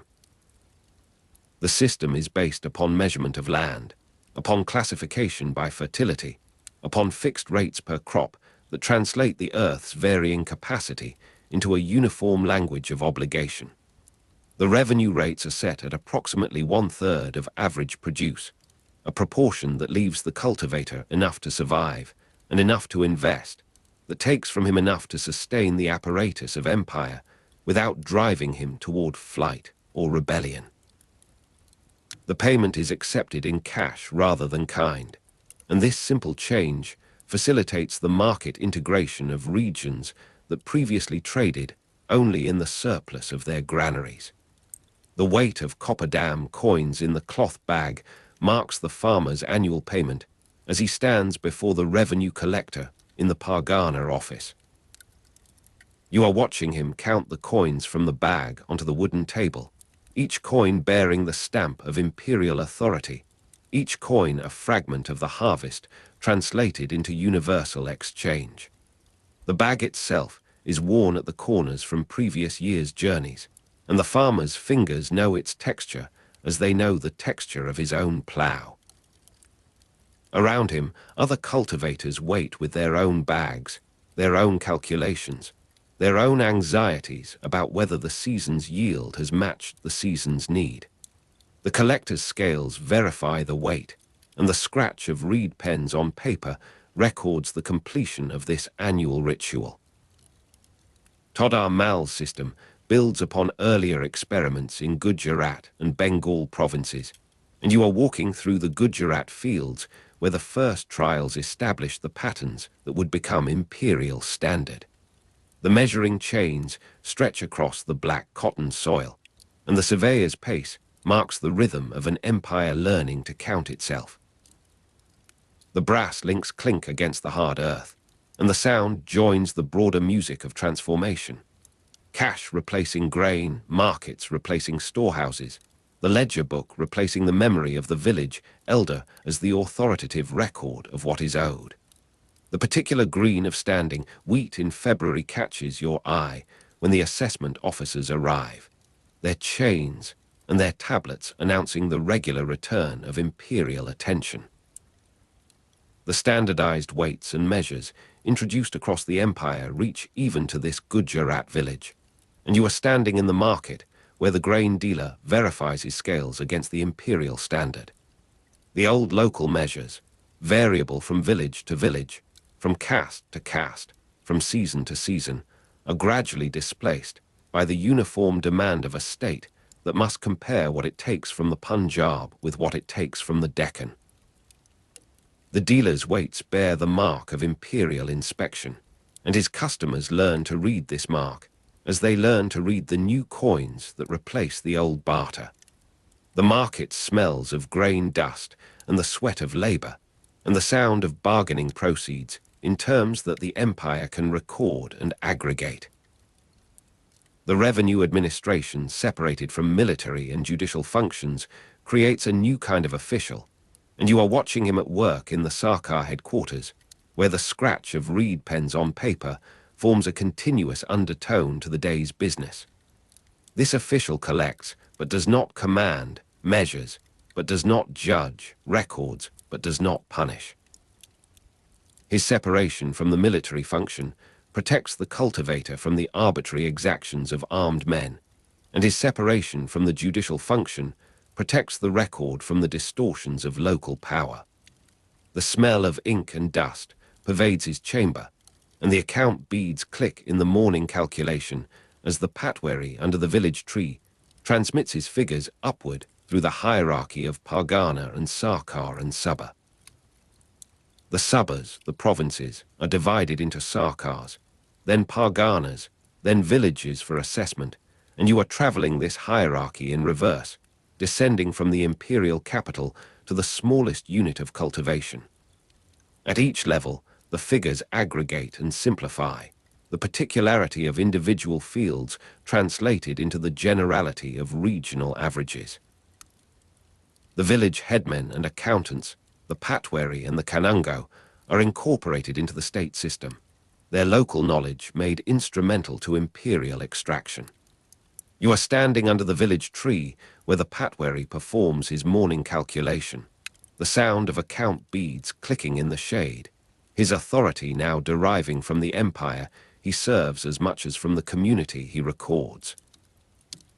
The morning light moves through the leaves in patterns that repeat each day, each season, each year of the 10-year cycle that determines the cash rates. The empire that Todar Mal makes countable is also the empire that Todar Mal makes visible to itself, and you are standing in the imperial archives where the ledger books accumulate in their wooden racks, each volume a year, each year a province, each province a transformation of earth into number. The scratch of reed pens on paper is the continuous labor that feeds this accumulation, the daily translation of the cultivator's effort into the emperor's knowledge. The dust of the archives smells of old paper and dried ink, and the light from the high windows falls upon the bindings in patterns that shift with the seasons. The empire made countable is the empire made governable, the vast expanse of Mughal territory rendered into columns that can be compared, summed, projected into the future of military campaign and architectural ambition. The year 1586 finds you in Lahore, where the imperial army prepares for campaign in the northwest, and where the old finance minister has been carried in a litter to his last expedition. Todar Mal, who was born in Laharpur in Awadh, whose precise date of birth remains unknown, whose service began under Sher Shah Suri and culminated in the Diwan-i-Kul, now approaches his death in the city of Lahore while on campaign with Akbar. The litter moves slowly through the camp, and the men who carry it know that their burden is more than a sick official, that they bear the architect of the empire's knowledge of itself. The air of Lahore in this season carries the dust of the plains and the distant scent of the mountains, and the camp prepares for movement even as one of its essential figures prepares for stillness. You are standing at the edge of the camp as the news travels outward from the litter, the death of Todar Mal in 1586, marking the end of a career that transformed the fiscal foundation of Mughal rule. The system known as Todar Mal's bandobast or settlement will outlast its creator, will gradually be modified, but will remain the basis of Mughal revenue until the 18th century. The revenue reforms enabled a massive increase in imperial income, the cash revenue facilitating the payment of Mansabdari salaries in money rather than Jagier assignments, the noble's stipend, now flowing through the same channels that carried the peasant's payment. The transformation of the countryside continues. Cash replacing grain, markets replacing storehouses, the copper dam coin passing from hand to hand in the cloth bag of the farmer's annual payment. The fort at Atok stands completed upon the Indus, and you are walking its ramparts where Todar Mal supervised the construction that secured the northwestern frontier. The stone is warm with the afternoon sun, and the river moves below in a breadth that speaks of the distance between the mountains of its origin and the plains of its dissolution. The gardens at Kashmir continue their seasons of bloom and fall, the water channels singing in the stone courses that the finance minister caused to be laid out in the intervals of his fiscal labor. His son Kalyan Das will continue in imperial service under Jahangir, the knowledge of accounts passing through the generations as the measuring chains pass from hand to hand, the brass links clinking against the hard earth in the surveyor's pace. You are seated in the revenue office of a Pargana in the years after Todar Mal's death, where the scratch of reed pens on paper continues the work that the old minister established. The smell of ink and dust pervades the chamber, and the account beads click in the morning calculation under the village tree where the patwari performs his duty. The 10-year average of prices still determines the cash rates, reducing the annual fluctuation that once made each season a new negotiation between state and cultivator.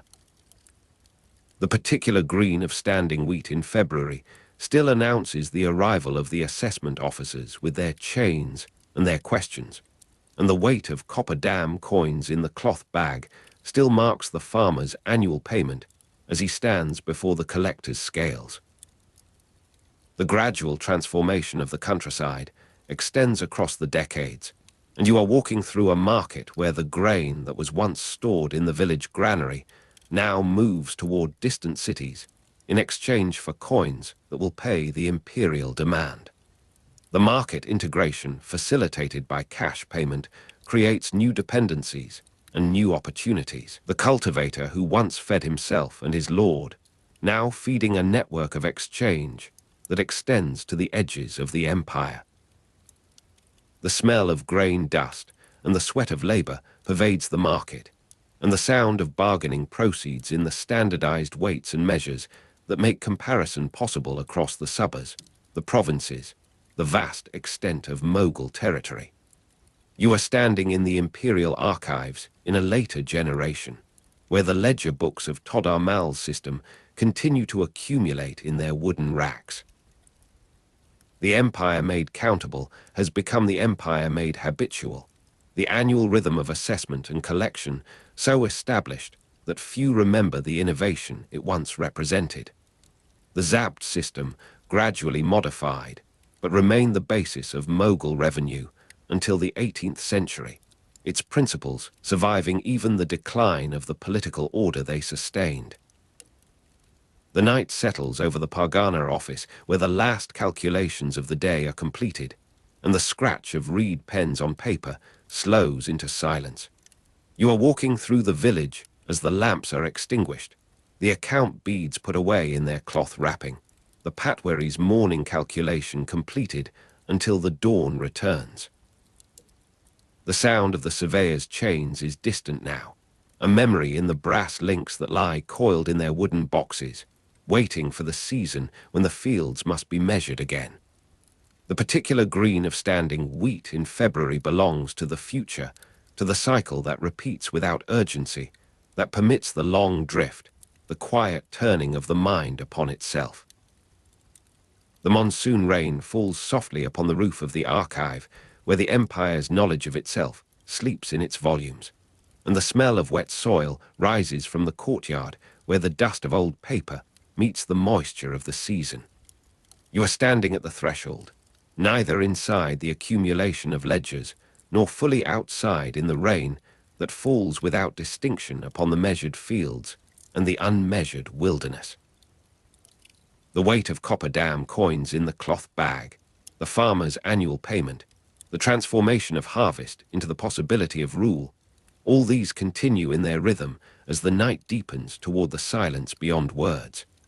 The brass measuring chains lie coiled in their boxes, and the surveyor's pace is suspended in the darkness that covers the Gujarat fields and the Bengal plains and the black cotton soil where the first trials established what would become imperial standard. The clink of the links against hard earth belongs to the daylight, to the patient calculation of what each acre could yield, to the middle-aged administrator from Laharpur in Awadh, who served under Sher Shah Suri before joining the Bengal campaign of 1574. The name Todar Mal repeats in the memory like the sound of account beads clicking, like the scratch of reed pens on paper in the revenue office, like the name of a man who made the empire countable, and in making it countable, made it last. The night waits with its own stories beyond the last spoken syllable, and the ledger books accumulating in the imperial archives settle into the quiet of unread pages. The cash replacing grain, the markets replacing storehouses, the 10-year average of prices reducing annual fluctuation into the predictable. All these transformations continue their slow movement through the countryside, as the cultivator sleeps in the hut where the cloth bag of coins waits for the morning's journey to the Pargana office. The smell of ink and dust, the weight of copper dam coins, the particular green of standing wheat in February, the sound of account beads clicking under the village tree, all these sensory anchors hold the story in the body of the listener as the voice falls silent and the night completes its long drift toward the silence beyond words. The morning air carries the particular cold of a North Indian winter before the sun has cleared the eastern wall of the Agra fort.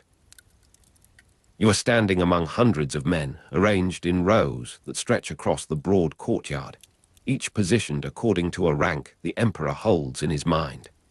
The year is 1572, though the system taking shape around you was first set down 6 years earlier, in 1566, when Akbar introduced the Mansab as the thread binding every servant of the state to his own person. The Mansab system now surrounds you in its daily operation, developed over following decades into something governing how these hundreds of men will eat, fight, live, and die. Your own breath is visible in the dim light, and the weight of mail and weapons for morning attendance at the Jaroka window presses against your shoulders. For even those who wait at a distance from the imperial presence must dress, as if summoned to immediate service. Around you, the merchants of rank are adjusting their sashes and counting the steps between themselves and their rivals. The Jaroka window above the courtyard will soon open, and the emperor's eye will move across familiar and new faces with a memory for position that no ledger fully captures. The daily verification of presence and loyalty begins here, in this assembly, where absence is noted before the sun has warmed the stone. You feel the texture of the imperial rank badge through your own clothing, the careful sewing of new numerical insignia that some man in a back room spent 3 days completing with thread of silver and gold. The smell of horse, sweat, and polished leather in the imperial stables before inspection still clings to the men who have already ridden from their quarters to claim their places in these rows. The emperor appears at the Jaroka window, and the courtyard settles into a stillness broken only by the shifting of horses beyond the walls and the distant call of a water carrier making his early rounds. The morning darbar, hundreds of men in ranked order, holds its collective breath as the sovereign gaze passes over them. You watch a man near the front of the third row, his posture suggesting a recent promotion, his eyes fixed on the middle distance where protocol demands the gaze must rest. The Mansabdari, holder of a mansab or rank, stands somewhere in this arrangement, every state servant from lowest clerk to highest noble defined by a number the emperor can alter with a word. The dual rank system governs what each man receives and what each man owes. Zat and Sawar, the personal and the military, the salary and the obligation, interlocked like the fingers of two hands clasped in greeting. The Zat rank determined personal status, ceremonial position, and basic salary for each man who stood verified in this courtyard. You notice how a man with a Zat of 800 receives a different quality of pan than his neighbor of 500, how the cupbearer knows without asking which hand to extend first. The Sawar rank determined the number of cavalrymen the Mansabdar must maintain and provide, and this second number is what the emperor watches most carefully when the rolls are read. Ranks expressed numerically create a ladder with no visible top. Lowest Mansabdars at 10 Zat and 5 Sawar occupy places near the edges of this assembly, while those at 7,000 or more stand where the rising sun will catch their jeweled turbans when the Jaroka window opens fully. The particular sound of 100 men mounting in unison, the jingle of tack, will come later, when the military inspection begins in the maiden beyond the walls. Mansabdars of 1,000 Zat or above are classified as Amir, noble, and these men wear a different cut of coat, move with a different expectation of space around their persons. You are standing close enough to observe one such Amir, his beard hennaed to an auburn that catches the light, his fingers playing with the beads of a rosary as he waits for his name to be called. 3 grades within each Sawar rank divide the obligation further. Full, half, and quarter obligations mean that a man of 500 Sawar might maintain 500, or 250, or 125 horses, each fraction recorded in a register that travels with the imperial camp. The taste of pan offered in courtly greeting, the red spit marks on white marble that accumulate through these morning hours, these are the small signatures of a system that marks every body it touches. The emperor withdraws, and the courtyard dissolves into movement, men turning to their duties with the relief of those who have passed another day's accounting. You move with the flow toward the stables, where the inspection of cavalry will occupy the hours before noon.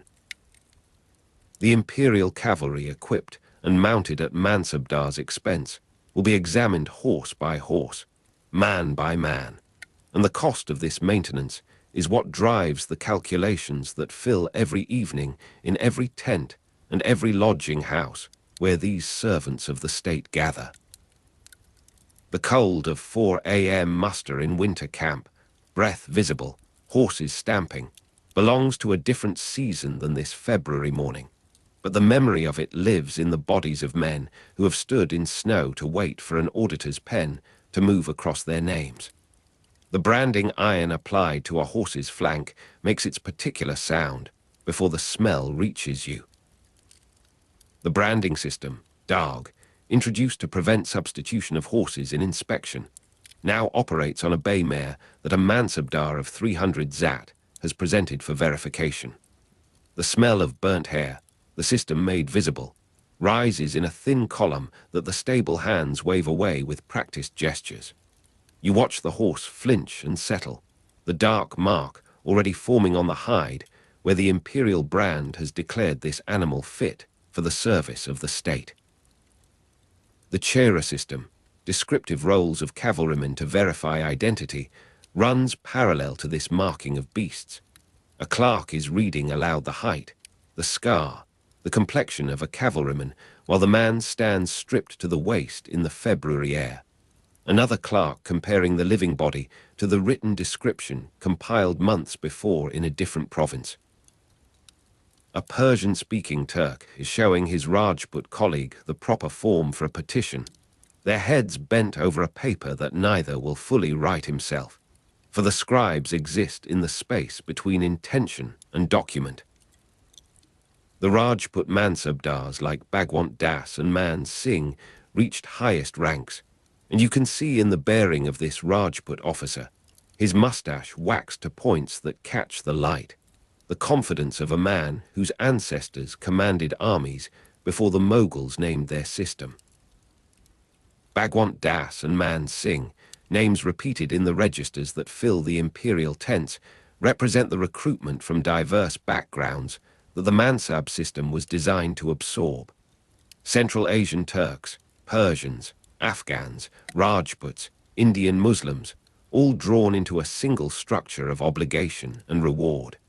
The Persian-speaking Turk points to a line of text, his finger moving with the patience of a man who has explained this form 100 times to men from 100 origins. The sun has cleared the stable roof now, and the inspection moves to the riding ground where horses will be demonstrated at speed. Total imperial cavalry under Akbar is estimated at 150,000 to 200,000, a number that exists in registers rather than in any single field of vision. Yet here in this morning's exercise you can believe the calculation. You are standing at the edge of this mounting, close enough to feel the dust rise from the first canter, and the weight of mail and weapons has given way to the lighter gear of exercise, though every man still wears enough to remind him that this training is the purpose of his rank. The taste of pan offered in courtly greeting returns at midday, when the inspection breaks and men gather in the shade of a canvas awning stretched between two pillars. A water carrier moves through the group with a goatskin bag, and the red spit marks on white marble that you noticed earlier have multiplied across the courtyard, small constellations of courtesy that the sweepers will erase before evening. Mansabdars are paid through jagiar assignments, revenue grants rather than direct salary, and this fact governs every conversation you overhear, every calculation made on fingers and in whispers. The jagiar is not land, but the right to collect from land, a distinction that keeps these men moving, keeps them dependent on the imperial will that assigns and reassigns the sources of their maintenance. Jagiars are transferred periodically to prevent local entrenchment, checked by imperial auditors, Dewan, and the periodic transfer, the packing of goods, the journey to a new jagiar where the revenue must be collected. This rhythm shapes lives that never fully settle into any single place. You are watching a man who has received word of his transfer, his face closed against the news as he listens to a clerk read the details of his new assignment. The same rhythm will occupy the next month of this Mansabdar's life, and the Dewan who checks his accounts in the old posting will check them again in the new, searching for the entrenchment that the system is designed to prevent. The smell of horse sweat and polished leather still rises from the clothing of men who have not changed since morning, and the texture of the imperial rank badge will need to be removed and reapplied for whatever rank the new posting brings. The old Mansabdar teaching his son the calculations occupies a corner of the lodging house where you have followed the afternoon's movement. How many horses, how much grain, what the emperor expects, these figures pass between generations with the adjustments that come from hard experience. Mansabdar's sons often inherited reduced rank, had to prove themselves for advancement, and the son who listens now holds a mansab of 300 where his father holds 700, the reduction standard, the expectation clear. The father moves beans across a wooden board, each bean representing 10 horses, 20 horses, the numbers that must be maintained against the possibility of sudden inspection. The cold of 4 a.m. muster in winter camp lives in the father's voice as he describes what the son will face when he commands his own contingent for the first time. Evening brings a different quality of light across the lodging house courtyard, and you are standing near the well where servants draw water for the horses that will be ridden to tomorrow's assembly. The Mansabdar's morning attendance at court, the daily verification of presence and loyalty, will begin again before dawn, and the son who has spent the afternoon learning his father's calculations now sleeps on a cot near the kitchen, his hand still curled as if holding the counting beans. Mansabdari obligations extend to furnishing equipment, maintaining order, contributing to building projects, and the father continues his figuring by lamplight, adding columns for the marble that his rank requires him to send for some imperial tomb, the timber for some bridge, the labor for some garden that will bear the emperor's name. The system created a direct personal bond between emperor and thousands of individual servants, and this bond is what the old Mansabdar is trying to teach, more than the arithmetic of horses and grain. You're close enough to see his face in the lamplight, the network of lines that record decades of morning attendance, of inspections passed and failed, of jagyas held and surrendered.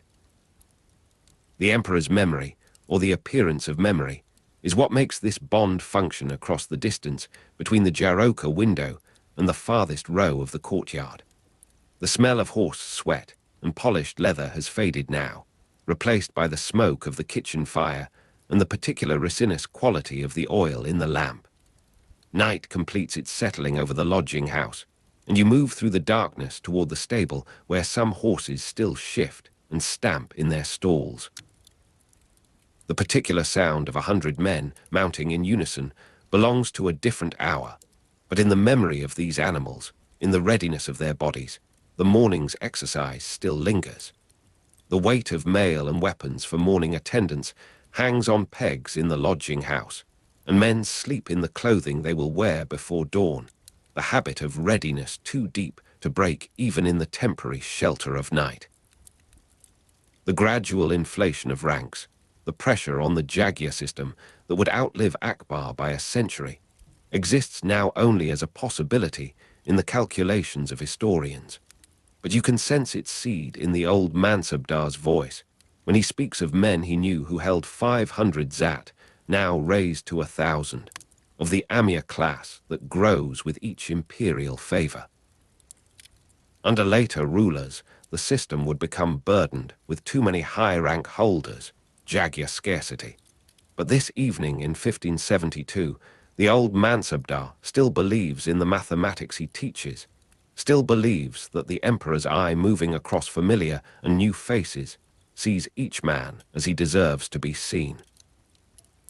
You are standing at the stable door when the moon rises over the roofline, and the cold of 4 a.m. muster in winter camp seems distant in this mild February night, though the old Mansabdar in his sleep has begun to shiver, his body remembering what the season will bring. The texture of the imperial rank badge, the careful sewing of new numerical insignia, waits in a cloth bundle that the old Mansabdar's servant has prepared for the journey to the new Jagya, the transfer that will interrupt these lessons and perhaps complete them in a different province, among different faces, with different revenue to calculate and collect. The periodic transfer, the packing of goods, the journey to a new Jagya where the revenue must be collected, will resume with the dawn, and the sun will learn the rest of his calculations on the road, counting horses and grain against the motion of landscape that never fully becomes home. You move back through the courtyard, past the sleeping forms of men who will rise in darkness, past the well where the water has stilled to a surface that holds the moon. The Mansab system surrounds you in its daily operation, even in this hour of rest, the structure of obligation and reward so complete that sleep itself becomes part of the discipline, the body learning to rest only enough to serve again. The dual-rank system, Zat and Sawar, personal and military, salary and obligation, governs even the dreams that flicker across these sleeping faces, the numbers that rise and fall behind closed eyes. The Sawar rank, determined number of cavalrymen, the Mansabdar must maintain and provide, and another dreamer counts horses across an open plain, the animals multiplying and scattering beyond his control. Ranks expressed numerically create a grammar that invades sleep, the lowest Mansabdars at 10 zat and 5 Sawar whispering their small numbers, while those at 7,000 or more move through dreams of jeweled tents and private audiences. Mansabdars of 1,000 zat or above classified as Amir, noble, and one such Amir sleeps in a separate chamber, his rosary still in his hand, his breathing slower than the common rhythm around him. 3 grades within each Sawar rank divide even the dream, the full, the half, the quarter obligations that a man might calculate in waking and continue in sleep. Mansabdars paid through Jagiar assignments, revenue grants rather than direct salary, and the Jagiar is what these dreamers return to, the specific fields, the specific villages, the names of headmen who will or will not cooperate with the revenue demand.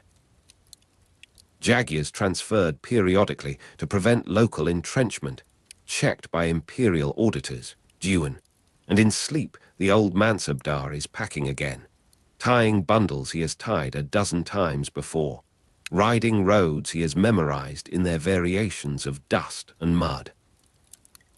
Nobles recruited from diverse backgrounds, Central Asian Turks, Persians, Afghans, Rajputs, Indian Muslims, and in the darkness of this courtyard their breathing mixes, the rhythms of different languages falling in and out of phase as the night deepens.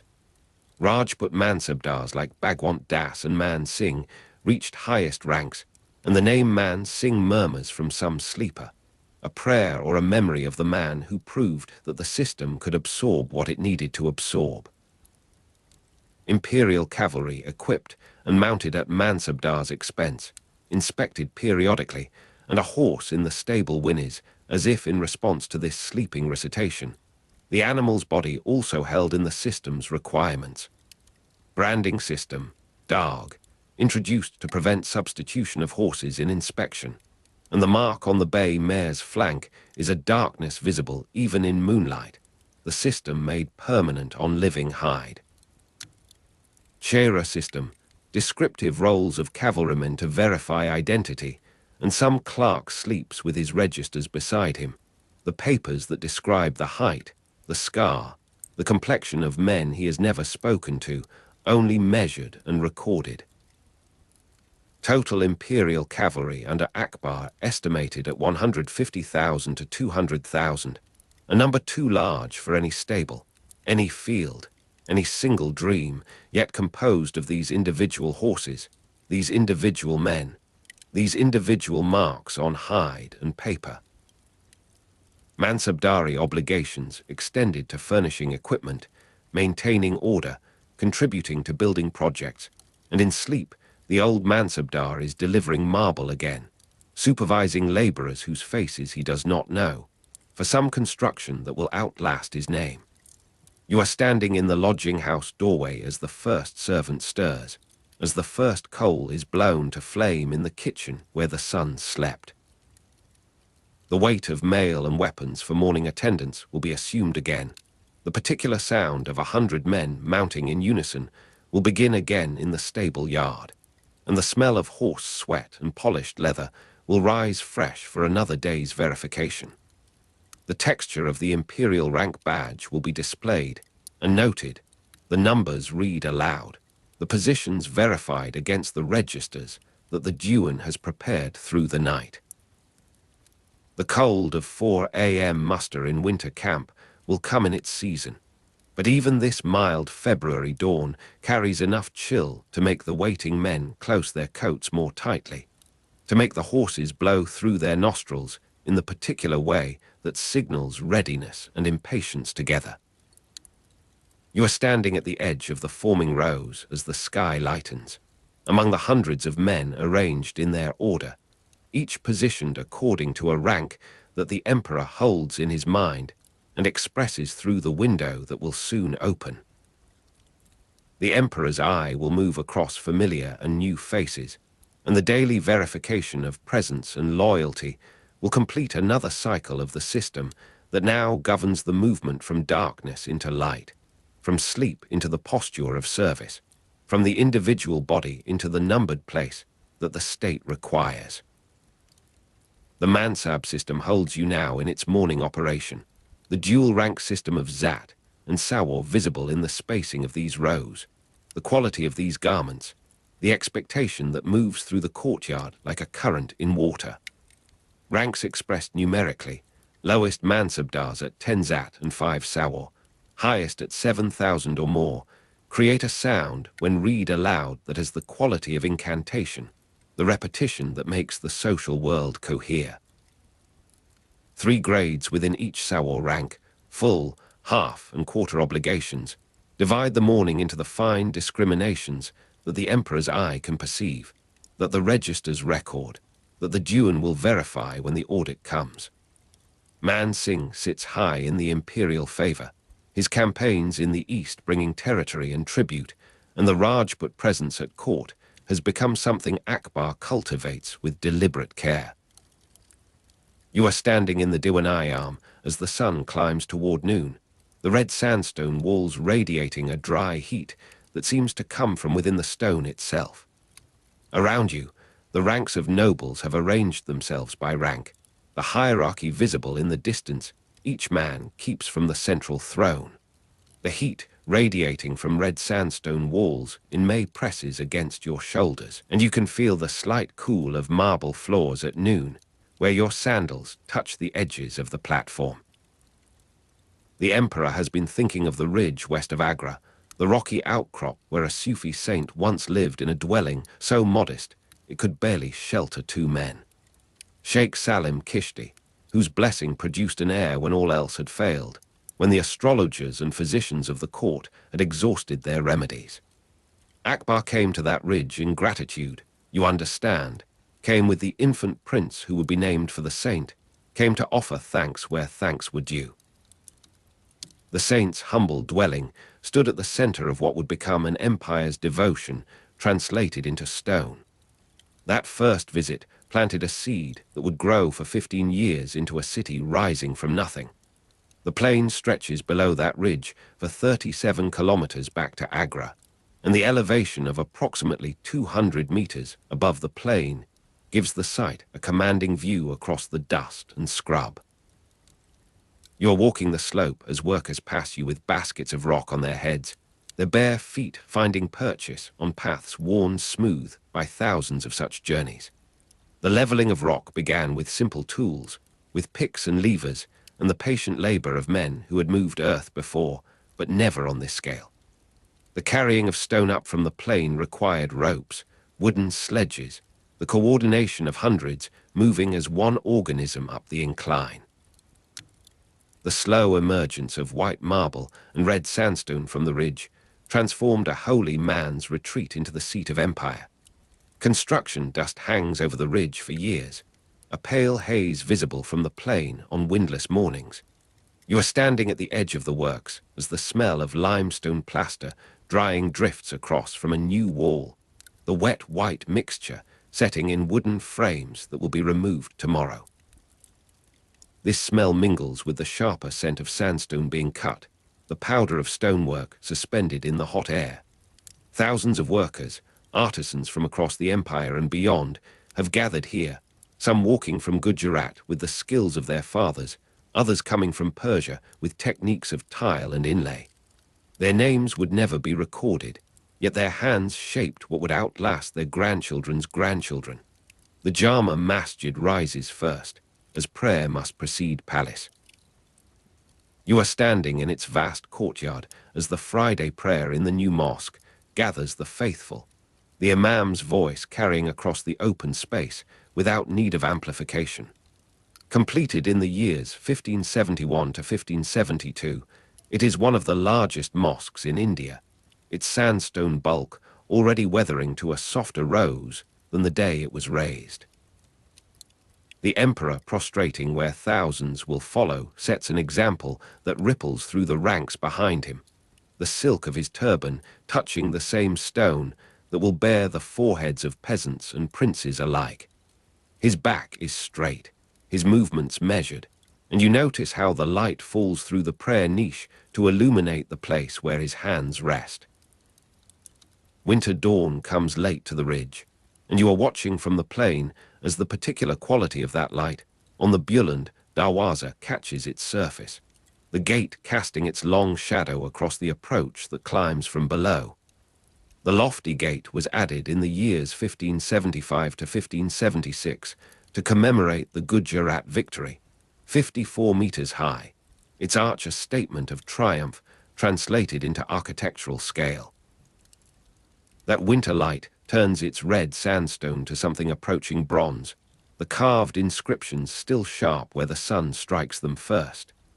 Named City of Victory after the conquests in Gujarat, The city had earlier been called Sikri after the village that once stood alone on this ridge, before the emperor came, before the blessing, before the building began.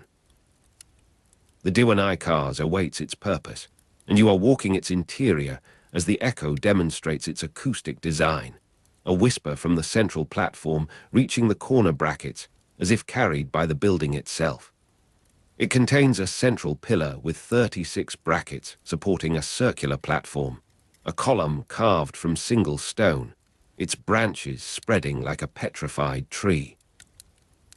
You imagine the emperor seated above, the petitioners below, the words passing between them in a space designed for intimacy despite the grandeur. The Diwanai Arm and Diwanai cars, both built in the 1570s, frame the public and private faces of power, the one open to the many, the other reserved for the few. Near the Diwanai cars, the Anup Talau holds water when water can be found, and you are sitting at its edge as the sound reaches you, the splash of ornamental fountains when they flow, creating a music that softens the hardness of stone. This sound draws birds at dawn, pigeons and parakeets that come to drink where musicians once sat on a platform for performance and discussion. The splash of ornamental fountains is a sound the emperor has come to expect, a luxury that masks the deeper problem of supply. The ornamental pool reflects the sky when full, but you notice the water line sits low today, the stone rim showing its full height above the surface. The Panch Mahal stands apart, its 5 stories decreasing as they rise, like a wedding cake of sandstone against the sky. You are climbing its levels as the breeze grows stronger with each ascent, the possibility for female recreation suggested by the privacy of its upper platforms, the screens that allow seeing without being seen. This vertical journey leads from the grounded world to something approaching flight, the topmost chamber open to all directions. The possibility for female recreation remains speculative in your mind, the silence of the structure offering no testimony, only the wear of footsteps on stone stairs that have known many feet. Jodha Bai's palace spreads across a considerable expanse, a large complex for Akbar's Hindu wives, its blend of Hindu and Islamic architectural elements visible in the columned porticos, the ornamental brackets, the absence of figural decoration. You are walking its courtyards as this blend reveals itself in details, the corbelled arches, the Jain-inspired motifs worked into sandstone screens. The complex suggests a domestic arrangement of considerable complexity, the co-wives and their attendants forming a household within the greater household of the state. This architectural synthesis speaks of an emperor who refused the purity of single tradition, who found in combination a closer approximation to truth. Birbal's house sits modest among the grander structures, a small, elaborately carved residence for one of Akbar's closest Hindu advisors, its carvings so fine they seem worked with needles rather than chisels. You are examining its facade as details invisible from a distance reveal themselves, the geometric patterns, the floral scrolls, the inscriptions that praise wisdom and wit. One of the emperor's closest Hindu advisors slept here, dreamed here, perhaps composed the verses that made him famous in a room now filled with afternoon stillness. This modest residence stands as reminder that proximity to power does not always require grandeur of scale. The Haran Minar punctuates the landscape to the north, a tower studded with stone projections resembling tusks, its possible purpose as hunting memorial suggested by the name, by the location, by the very peculiarity of its form. You are circling its base as it presents a surface unlike any other in the complex, the projecting forms creating shadows that shift through the day.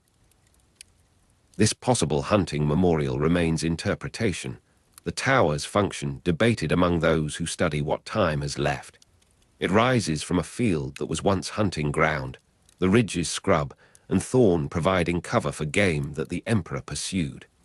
The Ibadat Khana took shape in 1575, the house of worship built for religious discussions that would become famous and then infamous, that would continue until they were stopped. You are standing in its open pavilion where wind can enter from all sides, the building designed for air and argument alike. This openness creates an acoustic challenge, voices competing with breeze, the emperor's deafness perhaps making him favor spaces where speakers must face him directly. The Ibadat Khana marked a moment when the emperor believed conversation could resolve what conquest could not. The imperial harem, the zenana, occupied a separate walled complex of considerable extent, accommodating up to several thousand women in spaces that ranged from the queenly to the servile. You are at the perimeter as a silence reaches you even in the inhabited years, the density of population paradoxically producing a hush enforced by protocol.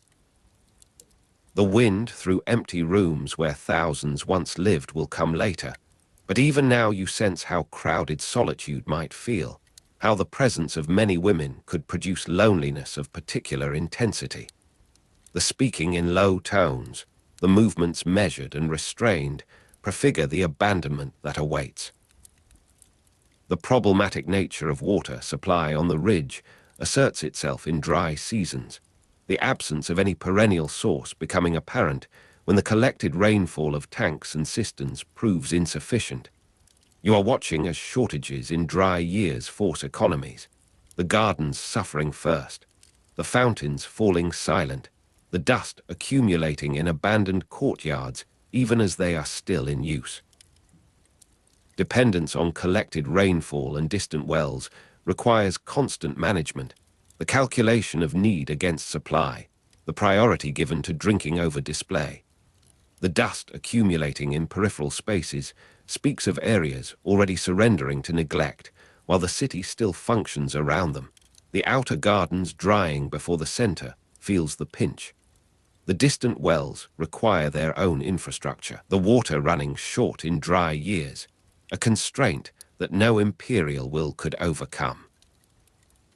You're following the path of a water carrier as he descends from the ridge, his goatskin bags heavy on the pole across his shoulders, this dependence a daily labor for hundreds. The absence of any perennial source defines the city's ultimate vulnerability, the reason that this magnificent construction would prove temporary despite its massive walls. The supply condition worsens as the population grows, as the fountains play more extravagantly, as the gardens expand their demand. The years pass in the rhythm of construction and court. The city of Fatehpur, Sikri, founded circa 1571, near the village where Salim was born, becoming the center from which an empire is administered. You're present at the Friday prayer as the years 1571 to 1580 see the completion of Sheikh Salim Kishti's tomb, white marble, centerpiece of the religious complex, its lattice screens admitting light in patterns that move with the sun. This tomb draws pilgrims even now, the saint's blessing still sought by those who desire children. Its white marble glows in moonlight with a quality different from the sandstone around it, a cool radiance that seems to generate its own illumination. The tomb's construction spans the city's active years, witnessing the rise and the beginning of decline. You are standing before its entrance as the white marble reflects the afternoon heat rather than absorbing it, the interior remaining tolerable when the sandstone structures grow stifling. This material marks the sacred heart of the city, the reason for its existence, the blessing that made all else possible. The tomb would remain when much else fell, its marble resistant to the erosion that wears at sandstone details. The site chosen for association with Sheikh Salim Kishti, whose blessing produced an heir, determined everything that followed, the emperor's gratitude translating into architectural ambition of unprecedented scale. You are walking the ridge as this choice reveals its natural advantages, the defensive position, the commanding view, the relative cool of elevation. Through that association, it became a place of power, the saint's presence consecrating what engineering would raise. The fundamental fact of succession made possible by a holy man's prayer echoes through every structure. The Gujarati campaigns conclude, the victory that named the city secured, and the Buland Darwaza rises to commemorate what arms have achieved. You are climbing its approach as the 54 meters of its height become apparent, the human figures at its base shrinking to insect scale, the architectural rhetoric of power speaking without need of words. The commemorative purpose is inscribed across its surface, the dates and titles proclaiming what the eye already comprehends. This threshold transforms those who pass through it, the pilgrim or petitioner made small before the imperial presence that awaits within. The slow years of the 1570s accumulate in stone, the palace complexes expanding, the gardens reaching their design. You are in the Diwanai cars as the central pillar demonstrates its structural daring, the weight of the emperor's seat distributed through stone arms that seem to defy gravity. This focal point is visible from every corner, the emperor above, the world below. The 36 brackets, the circular platform, all carved and fitted with precision that survives the centuries of abandonment. The Anup Talau fills after rain, the sound of water returning, the splash of ornamental fountains resuming their interrupted music. You are beside it in such a season as the platform hosts an evening of poetry, the verses of Persian ghazals floating across water that catches the torchlight. This platform sits at the center of the pool, accessible by 4 narrow bridges, the performers surrounded by their audience in a geometry of attention. The sound of water accompanies the verses, the fountains providing percussion without drum. The heat radiating from red sandstone walls in May drives you to seek the slight cool of marble floors at noon, the transition from one material to another a physical relief. You are moving from the Diwanai arm to the tomb complex as this heat follows you, then releases you as the white marble begins. The thermal properties of the stone create microclimates within the larger environment. This sensory experience of the city, the choice of materials governed by availability and symbolism alike, defines every hour of the day. The Ibadat Khana hosts its conversations, the house of worship becoming the stage for Akbar's most daring experiments in governance. You're present at one such gathering as the open pavilion fills with the voices of disputants, Brahmin and Jesuit, Zoroastrian and Jain, each invited to speak their truth. This reflects an emperor's belief that faith could be reconciled through reason, that the multiplicity of Indian devotion could yield a single essence. The wind that enters from all sides seems to carry the words away before they can settle into dogma, the architecture itself resisting conclusion. The years of plenty cannot last, shortages in dry years becoming more frequent, dust settling even in spaces still nominally maintained. You are walking a garden that has known better days as this dust accumulates on leaves, on water channels, on the feet of those who pass through. Shortages force choices that reveal priorities, the imperial apartments kept green while the public gardens surrender to scrub. This contraction precedes the final departure, the city's life narrowing to its essential functions. The northwest frontier demands attention, the pressures from beyond the Khyber requiring the emperor's presence, and the final departure for Lahore is planned. You are in the city as this departure is prepared, the packing of manuscripts, the selection of officials who will accompany, the arrangements for those who remain. The gates left with caretakers will not be enough, this departure becoming permanent despite intentions of return. The city begins its transformation into memory even before the last horse descends the ridge, a turning point that will define what Fatehpur Sikri means. The gates left with caretakers stand open still, but the traffic through them diminishes, the merchants finding other markets, the petitioners other courts. You're watching from the Buland Darwaza as these gates receive a party of travelers, their numbers small against the scale of the approach, their business obscure. The acceleration of memory continues as those who knew the city in its prime die, as their children hear stories that grow with retelling. The social organism was as necessary as the physical structure, and without it, the caretakers cannot maintain what thousands of active lives sustained. The partial reoccupation under Jahangir and later Mughals brings brief revivals, but never again as imperial capital, the city's role in the political geography permanently altered. You are present in one such later period as some function is restored to the Diwan-i-Am, a throne erected for a visiting prince, a court held for a season. This condition persists despite these gestures, the reoccupation a footnote to the main narrative of decline. The city continues its work of becoming memory, the later Mughals finding the site poignant rather than practical. The silence of the abandoned zenana becomes absolute in the long years of neglect. You are walking those corridors as this silence presses against your ears, a density of quiet that seems to absorb sound rather than merely lack it. The wind moves without obstacle where screens once controlled its passage, the architecture exposed to elements it was never designed to meet.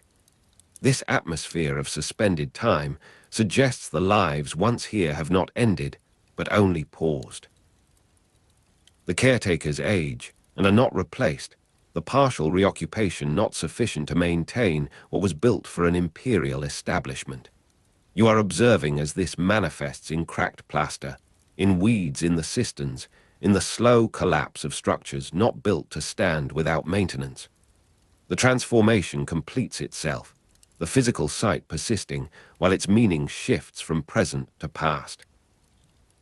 The later Mughals leave traces in graffiti, in repairs of varying quality, in the layered archaeology of continued but diminished use.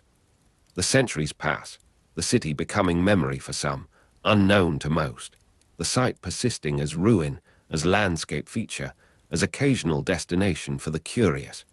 You are standing in the Diwan-i cars as the echo still functions, a whisper from the central platform reaching the corner brackets across 400 years of silence. This demonstrates the permanence of good design, the acoustic properties undiminished by time. The central pillar with its 36 brackets still stands, the structural logic as sound as the day it was conceived. The particular quality of winter-dawn light on the Bulan Darwaza still draws those who rise early, the gate casting its long shadow across an approach now traveled by tourists rather than petitioners. You are there at that hour as this light turns its surface to living bronze, the inscriptions legible in the oblique illumination. The shadow reaches farther than the emperor's power ever extended, the architectural statement outlasting the political reality it celebrated. The 54 meters, the commemorative purpose, all become aesthetic facts divorced from their original urgency. The designation as UNESCO World Heritage Site in 1986 brings protection, recognition, the transformation of ruin into heritage, of memory into cultural resource. You are walking the path to the tomb as this condition shapes your experience, the controlled access, the conservation interventions, the interpretive signage. This designation confirms what those who knew the site always understood, its significance transcending national boundaries, its value belonging to a common human inheritance. This marks the end of one history and the beginning of another, the shift from lived place to preserved monument. The Sheikh Salim Kishti's tomb still receives pilgrims, the white marble still glows in moonlight, the blessing still sought. You are there as evening falls, the stone catching the last light, the lattice screens beginning their nightly transformation into patterns of shadow. The tomb persists as living shrine, while the city around it becomes museum, the religious function continuous across the political discontinuities. The blessing that produced an heir remains present tense in a landscape otherwise passed into past. The sound of water in the Anup Talau has been restored, the splash of ornamental fountains, a concession to the expectations of visitors, the platform sometimes hosting actual performance. You are sitting at its edge, as this sound mingles with voices speaking many languages, the international character of the audience echoing the international character of the original construction. A flautist performs, the notes carrying across water that reflects the sky, the Panch Mahal, the passing clouds. This creates a fiction of continuity, the present moment made to seem an extension rather than a revival.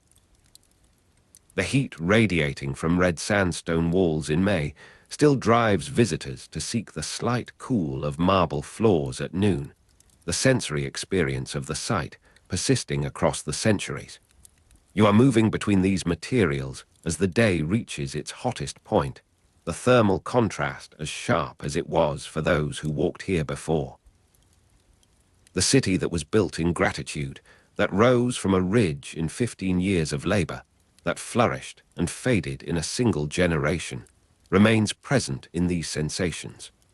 The stone remembers what the empire forgot, the blessing that produced an air still working its power in the white marble that glows when the moon rises over the plain. The Ibadat Khana stands complete upon its ridge at Fatehpur Sikri, the year 1575 settling into its warmest months, and you are seated upon a cushion near one of the sandstone pillars as the first evening of theological debate unfolds around you. The pavilion was built for precisely this purpose, for the stretching of minds across the narrow territories of certainty, and its open architecture permits the movement of air even when argument grows heated. Above your head, the first oil lamps have been lit against the gathering darkness, their flames trembling in the slight breeze that crosses from the west, casting shadows that seem to gesture upon the carved surfaces of the pillars.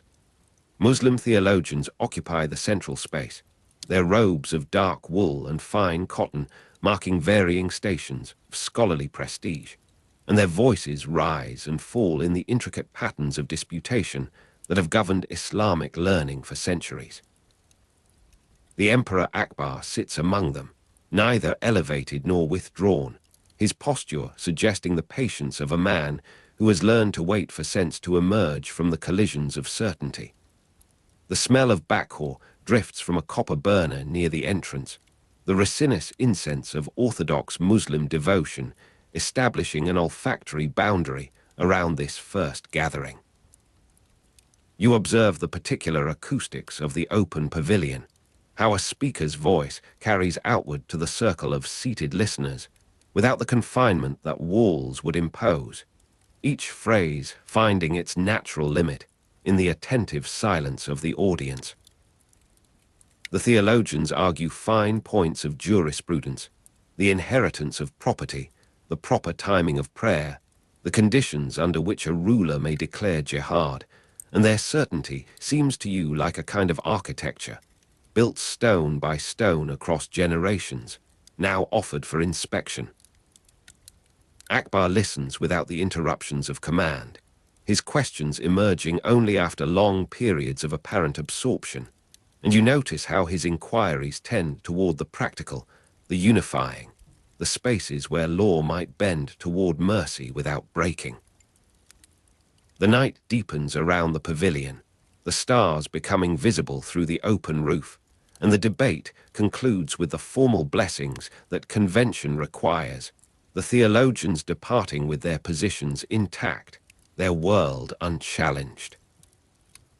Dawn comes to Fatehpur Sikri with a particular quality of light that seems to rest upon the red sandstone rather than merely illuminate it, and you are standing at the edge of the Ibadat Khana platform as the year 1578 approaches its turning.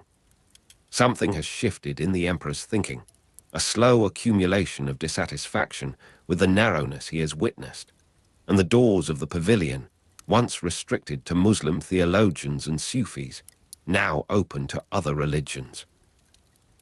The transformation does not announce itself with trumpet or proclamation. Rather, it manifests in the gradual appearance of unfamiliar robes, unfamiliar gestures, unfamiliar languages finding their place within the circle of debate. You watch the Jesuit fathers entering in black robes, their garments of European cut marking them as strangers from a distant world, their faces pale from the sea voyage, that brought them from Goa to this inland court. The Jains arrive in white, their ascetic simplicity a visual rebuke to the ornament that surrounds them, their foreheads marked by the careful attention to non-violence that governs every aspect of their conduct. The Brahmins follow, their forehead marks of sandalwood and vermilion declaring allegiances that the Muslim theologians have previously condemned as idolatrous, their Sanskrit chants now permitted to sound within walls that once would have excluded them. The smell of frankincense from Jesuit ceremony mingles with the Indian Athar that clings to the Brahmin's garments and the Muslim bakhor that continues to burn, creating an olfactory confusion that mirrors the intellectual experiment unfolding in this space. You are seated among the listeners as the first comparative discussions begin, the Persian philosophical vocabulary being stretched to accommodate Sanskrit concepts, each language straining at the boundaries that have previously contained it. The Jesuit fathers Antonio Monserrate, Rodolfo Acquavava, and Francisco Henriques attended these sessions between 1579 and 1580, their presence a testament to the reach of Akbar's curiosity and the ambition of their own mission. And you observe their careful navigation between the presentation of Christian doctrine and the avoidance of giving offense to a prince whose favor they require. The debates cover comparative theology, the validity of prophets, the nature of God, religious practice, each subject emerging from the previous like threads in a pattern not yet visible in its entirety. Akbar listens to all with the same apparent patience, his questions growing more pointed, his sympathies shifting gradually toward the mystical approaches that Sufi and Hindu thinkers share, his criticism of Orthodox Islam emerging not as rejection, but as a kind of sorrow at its rigidity. The year 1579 arrives with its particular weight of decision, and you are present in the Ibadat Khana as the Mazar document passes from hand to hand, the pen moving among the theologians whose signatures it requires. The document declares Akbar Imam-i-Adil, just ruler with authority to interpret religious law for public interest, a formulation that the Orthodox would have previously found unthinkable, now obtained through a combination of persuasion, pressure, and the genuine uncertainty that debate has sown among some of its signatories. You watch the pen passing from hand to hand, the theologians' signatures obtained one by one, each man making his individual calculation of survival and principle, the document accumulating the weight of their acquiescence. The Mazar was used to justify departure from orthodox Islamic positions, its legal authority constructed to permit precisely the innovations that the theologians had spent their careers opposing, and its presence in the pavilion marks a transformation that cannot be undone. The flicker of oil lamps in the Ibadat Khana after sunset illuminates the scene with a light that seems to you both ordinary and momentous, the shadows on the sandstone pillars lengthening as each man completes his submission.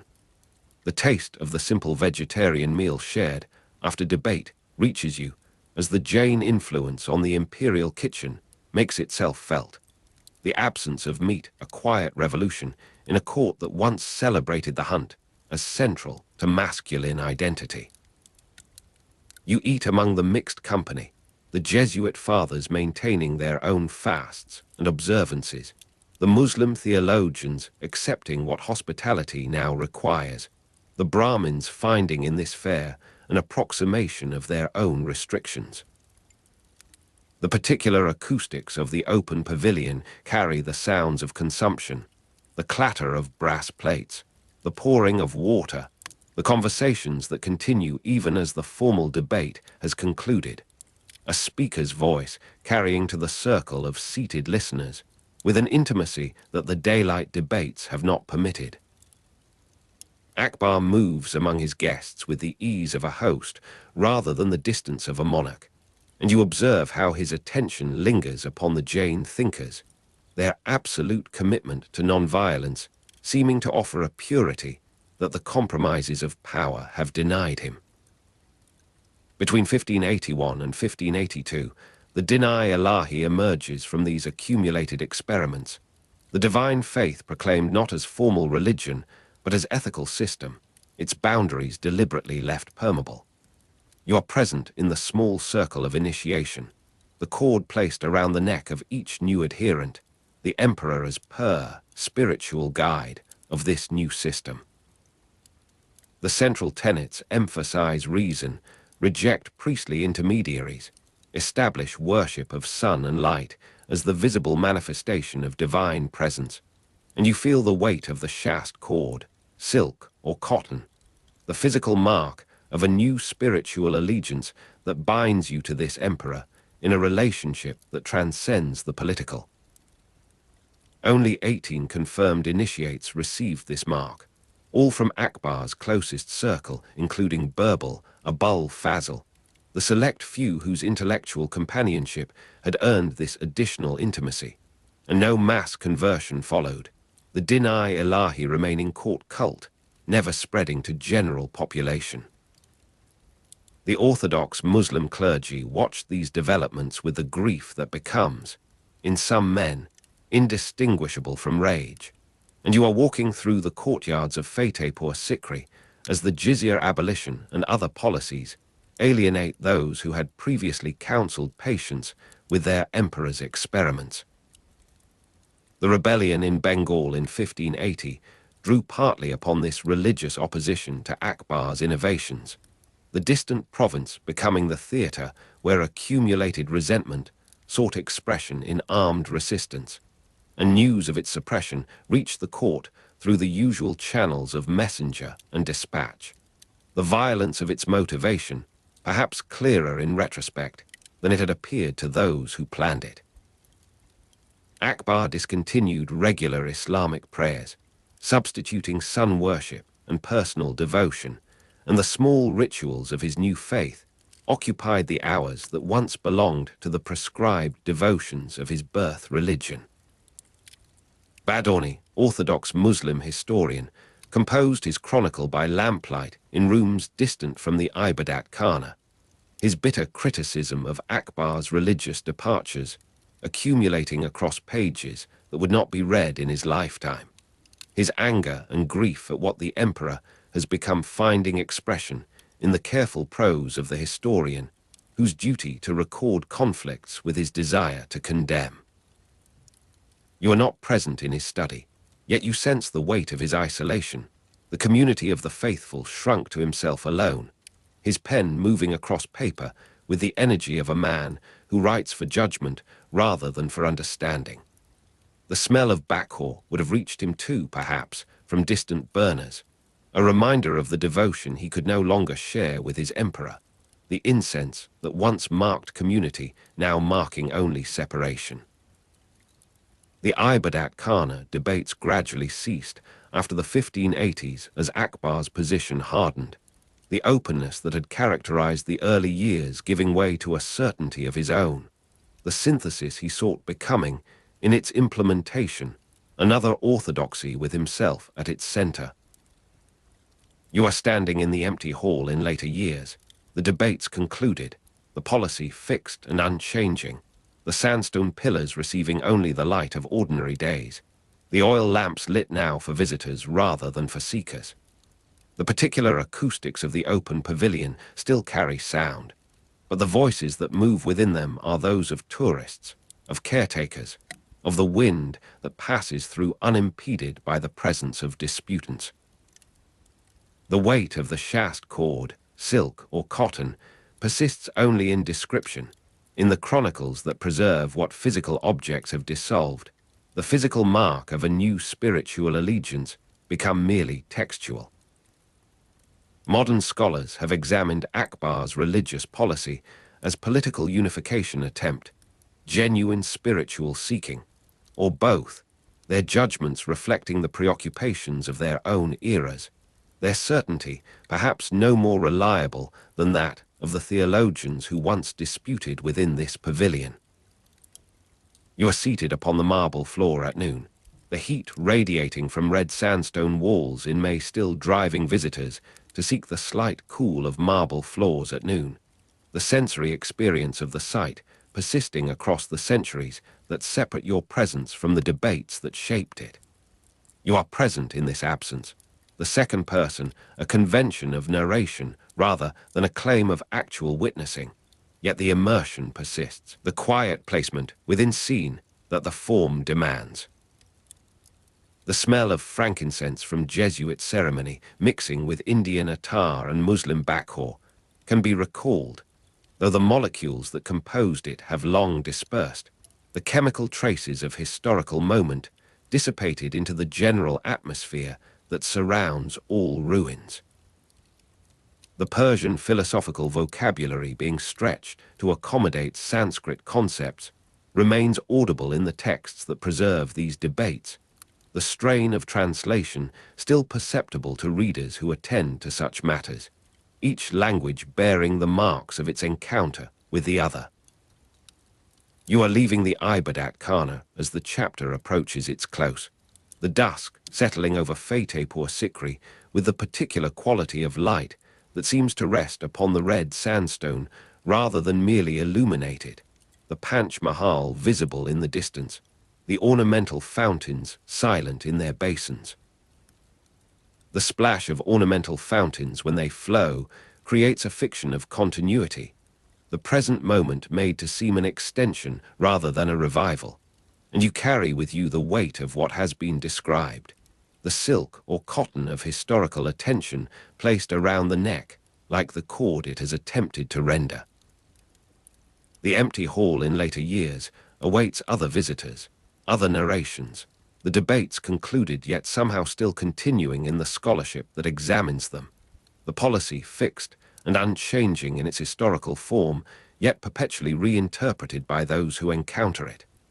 You are walking now through the larger complex, the Ibadat Khana behind you, its sandstone warm with the accumulated heat of the day, its shadows lengthening toward the east, where night will soon complete its arrival.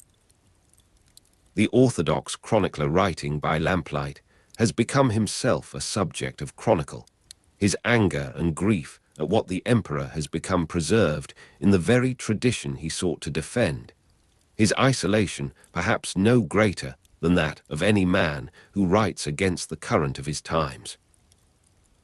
Akbar's religious policy, seen by modern scholars as political unification attempt, genuine spiritual seeking, or both, remains suspended among these possibilities, the evidence permitting no single determination, the emperor's own motivations perhaps unknown even to himself. You are standing at the harbour at dawn, though Fatehpur Sikri has no harbour, the metaphor carrying you to other scenes, other possibilities of immersion. The second person, a raft upon waters that flow towards sleep. Around you, the merchants are unloading their cargoes in some other narrative, some other chapter, the cold air moving across your face in a sensory detail borrowed from a different geography, the technique asserting itself over the particular content. The Ibadat Khana built 1575 in Fatehpur Sikri for religious discussions and debate stands as fact, its construction date and purpose repeated for the drifting listener, its name a sound that persists through the chapter's length. The smell of frankincense from Jesuit ceremony, the weight of the shast cord, silk or cotton, the physical mark of a new spiritual allegiance. These sensory anchors have been distributed as required, each appearing at intervals that permit recognition without the fatigue of repetition. You are lying now, perhaps, in the darkness of your own room, the narration continuing in its measured pace, the 125 to 140 words per minute establishing a rhythm that approaches the physiological, the long, gentle declarative sentences permitting rest without demanding attention. The Ibadat Khana fades into the larger silence, its debates concluded, its emperor become historical, its present existence a ruin that receives the devotion of tourists rather than the seeking of believers. The particular acoustics of the open pavilion persist in description when they have ceased in actual experience.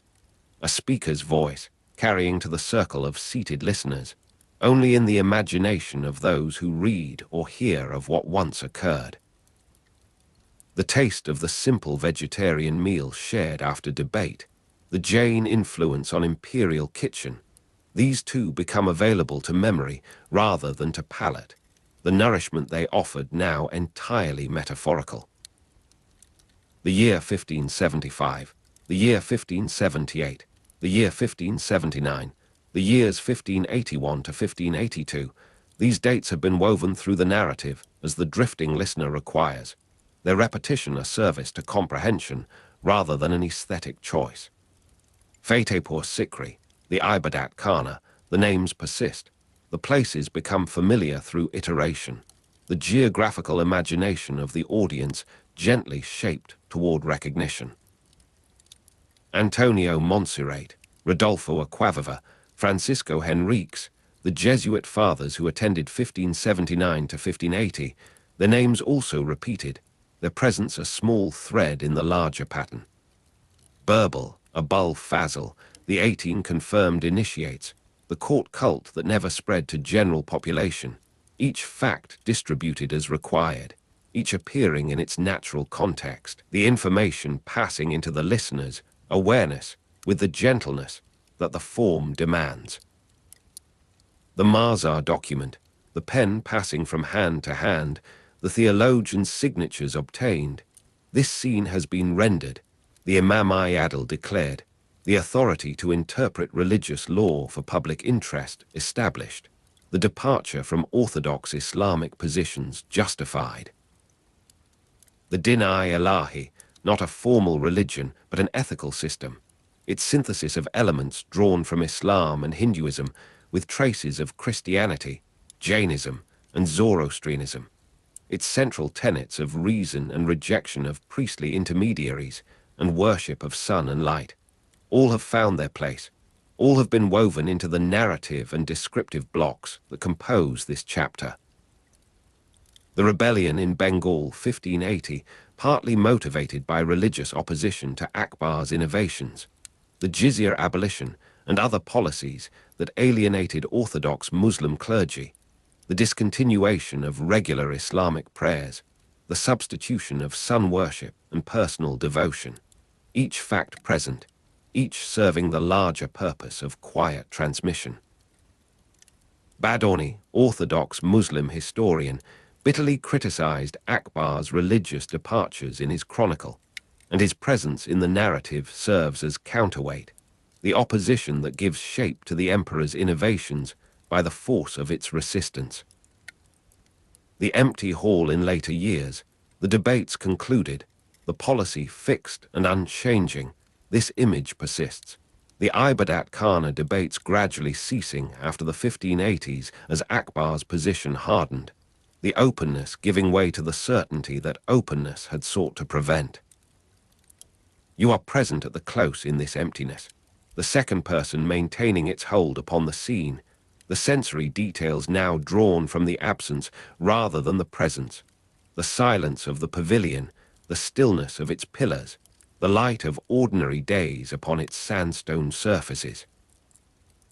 The chapter concludes in this present absence, the facts distributed, the sensory anchors placed, the rhythm established and maintained, the listener carried toward the sleep that the form has always anticipated, the voice continuing into the darkness that follows.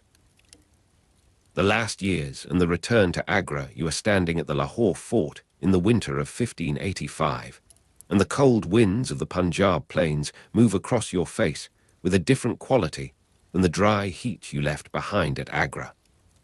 Around you, the court has established itself in this northwestern city, and the Emperor Akbar has moved his administration 1,300 kilometers from the red sandstone halls his father built. The decision carries the weight of frontier necessity, for the northwestern borders demand attention that only the emperor's presence can command. You watch as dispatches arrive from Kabul, from Kandahar, from the Uzbek territories beyond the Hindu Kush, where Timurid princes still dream of ancestral glory. The light here falls more obliquely across the plains, stretching shadows longer in the afternoons, carrying a pale clarity that distinguishes Punjab winter from the haze of the Gangetic Basin. Merchants from Persia and Central Asia pass through the gates before you, their woolen cloaks heavy with the dust of mountain roads, their conversations mixing Turkic phrases with the Persian that serves as the court's lingua franca. For 13 years, Akbar maintained his court at Lahore, managing northwest frontier relations through personal diplomacy and military preparation. The years accumulated their own texture, their own routines of audiences and campaigns, of ambassadors received and gifts exchanged in the Diwanayam. You move through the court on an ordinary morning in 1590, and the emperor's public audience proceeds with the regularity that his administrative reforms have established. The revenue system, the Mansabdari ranks, the provincial subbas all function in the patterns he has set, providing foundation for later Mughal stability through structures that outlast any single reign. The cold winds of Lahore winter return each December, and you feel their particular bite, dry and persistent, carrying no moisture from any sea. The emperor's daily schedule includes public audiences, private discussions, physical exercise, and evening musical gatherings where the Ravanhatha, his favorite instrument, accompanies vocal performances in the courtyard. The loss of Kandahar to the Persians in 1595 interrupts the prolonged Lahore period with a failure that rankles the emperor's pride. You're present in the council tent during the discussions of recovery, the maps spread before lamps that flicker in the draught from tent flaps, the commanders' faces showing the strain of campaigns that have not succeeded. Akbar failed to recover Kandahar despite campaigns that drain resources and attention from other frontiers. The Persian Safavids hold the fortress city now, and the strategic calculus of the northwest shifts accordingly. The different quality of light on Punjab plains seems to you more somber in the months following this confirmation of loss, the winter afternoons shorter, the spring dust, storms arriving with renewed violence. The taste of opium and wine in the later years touches the emperor's own moderation, for he observes the effects upon others with the accumulated wisdom of 60 years, yet his sons will not learn this restraint. The Deccan campaigns occupy the final years of the reign, drawing the aging emperor southward as Ahmednagar, Berar, and Khandesh are brought under pressure by Mughal arms. You stand in the camp at Fatehpur in 1599, the heat of central India replacing the Punjab cold with a humidity that clings to your garments through the night. The particular smell of old age and illness in the Agra apartments seems distant here, though the emperor's body bears the accumulated strain of decades in the saddle and nights in council. Around you, the merchants are unloading their cargoes of Deccan cotton and spices, the military suppliers arranging fodder for elephants and horses, the ordinary commerce of war proceeding in its ancient patterns. The sound of the Ravanhatha carries from the emperor's tent in the evening, the guttural bowed, notes accompanying a singer's voice across the camp's dispersed fires. The death of Murad in 1599 arrives as a blow that compounds the military exertions with personal grief. Akbar's son Murad died in this year, possibly from alcoholism, the drinking that killed him having progressed through years of excess that the emperor had observed with mounting anger and sorrow. You are standing at the harbour at dawn when the news reaches the Deccan camp, though this inland city offers only river landing for its modest trade. The cold air moves across your face with a memory of northern winters, a phantom sensation in this tropical morning. The emperor's grief and anger manifest in the controlled manner of a man who has learned to absorb loss, yet the witnesses note a withdrawal, a silence in the hours following the confirmation. The drinking that killed Murad had also disabled his military usefulness, rendering him unfit for command that his rank required, a double failure that the father could not remedy. Daniel's death follows in 1604, also alcohol-related, the second son lost to the same weakness that the emperor's own moderation had avoided. Akbar's son, Daniel, died in this year, and the accumulated loss of heirs compounds the political crisis that Prince Salim's rebellion has already provoked. You move through the court in these years of family dissolution, and the atmosphere of strain touches every interaction, every audience, every evening gathering where the music now carries an elegiac weight. The morning mist on the Yamuna where the tomb would rise seems impossibly distant from these Deccan and Punjab locations where the emperor moves through his final campaigns.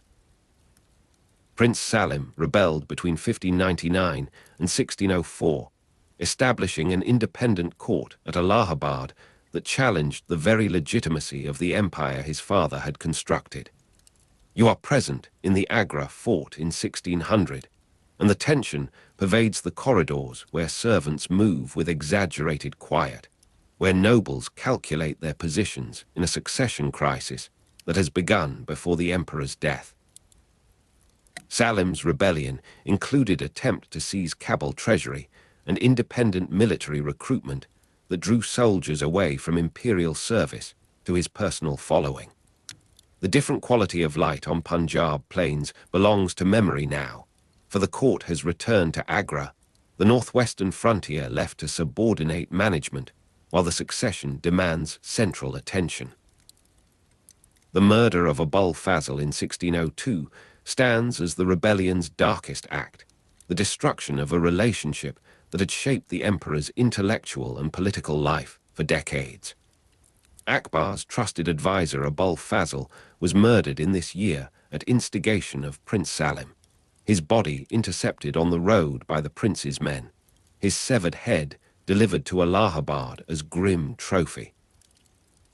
You are traveling the same road toward Agra in the months following, and the landscape bears no mark of this violence, the villages continuing their agricultural cycles, the caravanserais offering their accustomed shelter. The silence after the death announcement, the empire holding its breath before the succession, finds its personal echo in the emperor's reported stillness upon learning of his friend's murder. The Akbarnama, Abul Fazl's massive chronicle, remains incomplete at his death, to be finished posthumously by his brother in the years that follow. The reconciliation of 1604 brings Salim back to the imperial fold without fully resolving the tensions that the rebellion has exposed. Salim, eventually reconciled in this year, returned to imperial acknowledgement, though the relationship between father and son retains its fracture lines, its mutual suspicion, its political necessity overriding personal grievance. You observe the formal audiences where prince and emperor exchange the prescribed courtesies, the etiquette of Mughal hierarchy observed with precision that masks the underlying damage. The cold winds of Lahore winter have no place in these Agra ceremonies, the climate of reconciliation occurring in the humid heat of the monsoon season when the Yamuna runs full and the fort's gardens bloom with renewed vegetation. Akbar's health declined from 1603, the chronic digestive complaints that would accompany his final years, already establishing their pattern of discomfort and dietary restriction. You are standing in the private apartments in 1604, and the emperor's physical diminishment is visible to those who have known his earlier vigor, the wrestling and riding that filled his younger mornings now reduced to supervised walks in the garden. The sound of the Ravanhatha continues in evening gathering, though the performances shorten as the emperor's endurance diminishes. The slow return to Agra from the final Deccan campaign completes a geographical circle that the rain has traced, from the ridge city to the northwestern frontier and back again. You are traveling with the imperial progress in 1604, the body failing more visibly with each stage of the journey, the reconciliation that could not fully mend still requiring its formal observance. The body failing demands accommodations that the mobile court struggles to provide, the physician's tents expanded, the pace of movement reduced to accommodate the emperor's reduced capacity. Around you, the merchants are unloading their cargoes at each staging point, the ordinary commerce of the roads continuing indifferent to the imperial passage. The different quality of light on Punjab plains returns as you move northward, that oblique winter clarity, giving way to the more direct illumination of the Gangetic basin. The final days in the Agra fort unfold in the chambers where Akbar had begun his independent reign 6 decades earlier, the view across the river of open ground not yet built upon visible from the terrace where he receives his last visitors. You are standing on this terrace in October 1605, and the Yamuna flows below with its accustomed murmur, the morning mist on the Yamuna where the tomb would rise dissipating as the sun climbs above the eastern bank. The view across the river carries no architectural premonition, only the open ground where Mumtaz Mahal's mausoleum will later rise, where Shah Jahan's grief will find its marble expression. The emperor's chosen place of rest has already been selected at Sikandra, outside Agra, in mausoleum begun during his lifetime, the garden laid out, the foundations established for a monument of red sandstone rather than white marble. Akbar died on 27 October 1605 at Agra, aged 63, the chronic digestive complaints finally overwhelming the constitution that had sustained decades of military and political exertion. You are present in the fort in the hours following, and the silence after the death announcement, the empire holding its breath before the succession, manifests in the cessation of ordinary sounds, the servants' movements suspended, the music stilled. The silence extends across the provinces, the news travelling by courier to Lahore, to the Deccan, to the Bengal frontier, each region awaiting confirmation of what the court already knows. The burial at Sikandra occurs in the garden where deer still graze, the open sky above the tomb contrasting with the enclosed spaces of fort and palace that have defined the emperor's life. You are standing in this garden as the body is laid in the crypt, the mausoleum begun during his lifetime now receiving its intended occupant. The open sky above the tomb stretches unmarked by dome or finial, for the superstructure will be completed by Jahangir in the years following, the white marble additions transforming the original red sandstone design. The garden where deer still graze extends around you in the geometric patterns of the charbagh, the water channels reflecting the sky, the cypress trees marking the cardinal axes. The cold winds of Lahore winter will not reach this sheltered enclosure, the climate of Agra's plain moderated by the garden's design.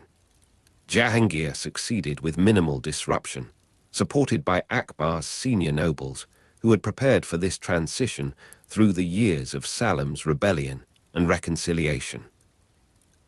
You observe the first audiences of the new reign, the continuity of administrative practice maintained, the revenue system, the Mansabdari ranks, the provincial subas all functioning in their established patterns.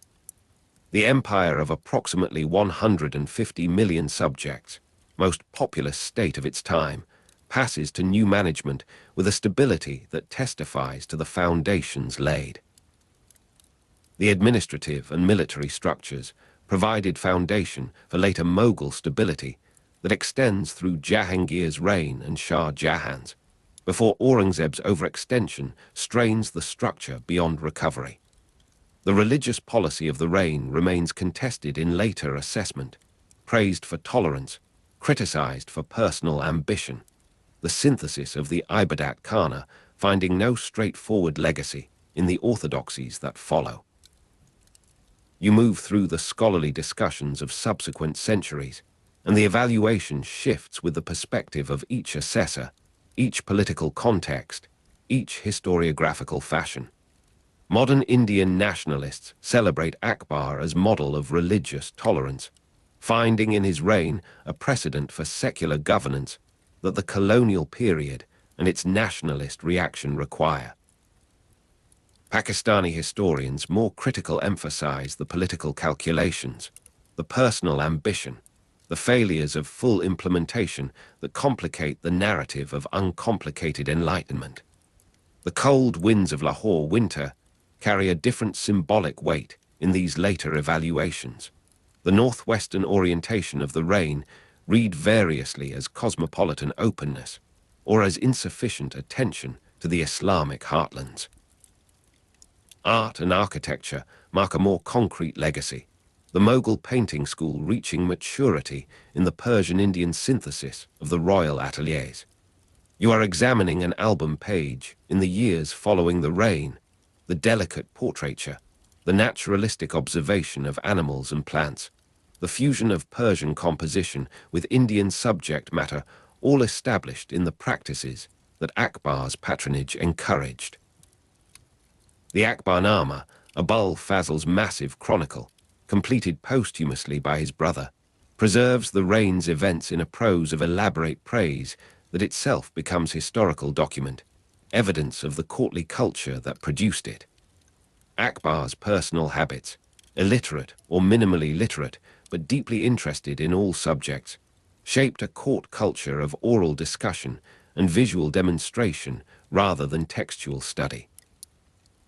You are present in the evening gatherings where the emperor listens to readings, to debates, to musical performances, his own participation through speech and gesture rather than written composition.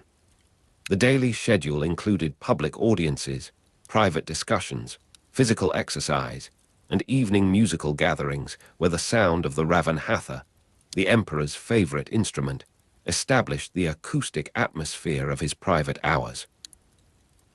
The taste of opium and wine in the later years, the emperor's own moderation contrasted with son's excess, reflects a broader pattern of controlled consumption that extended to his intellectual appetites, his sampling of many subjects without deep specialization in any. The empire's expansion continued under Jahangir and Shah Jahan before Aurangzeb's overextension. The territorial gains of the Deccan campaigns consolidated and extended in the decades following Akbar's death. You observe the map of Mughal India as it evolves through the 17th century, the boundaries pushing southward, the administrative structures adapting to incorporate new territories, the revenue demands increasing to fund expanded military establishment. The different quality of light on Punjab plains, the cold winds of Lahore winter, the humid heat of the Deccan all continue to define the geographical experience of an empire that outlasts its founder by more than a century. The tomb at Sikandra persists through these subsequent centuries, the garden where deer still graze maintained through Mughal decline and colonial appropriation, through the transformations of independent India and Pakistan. You are standing in this garden in a present that the emperor could not have anticipated, the red sandstone walls weathered by 400 years of sun and rain, the white marble additions of Jahangir's completion still distinct in material and tone. The open sky above the tomb remains as the architect intended, the cenotaph open to sun and star, the burial crypt below receiving the cool earth's embrace. The cold winds of Lahore winter blow across the Punjab plains in seasons that no longer concern the emperor's rest. The frontier problems that drew him northward resolved in configurations of modern states that his empire's dissolution enabled.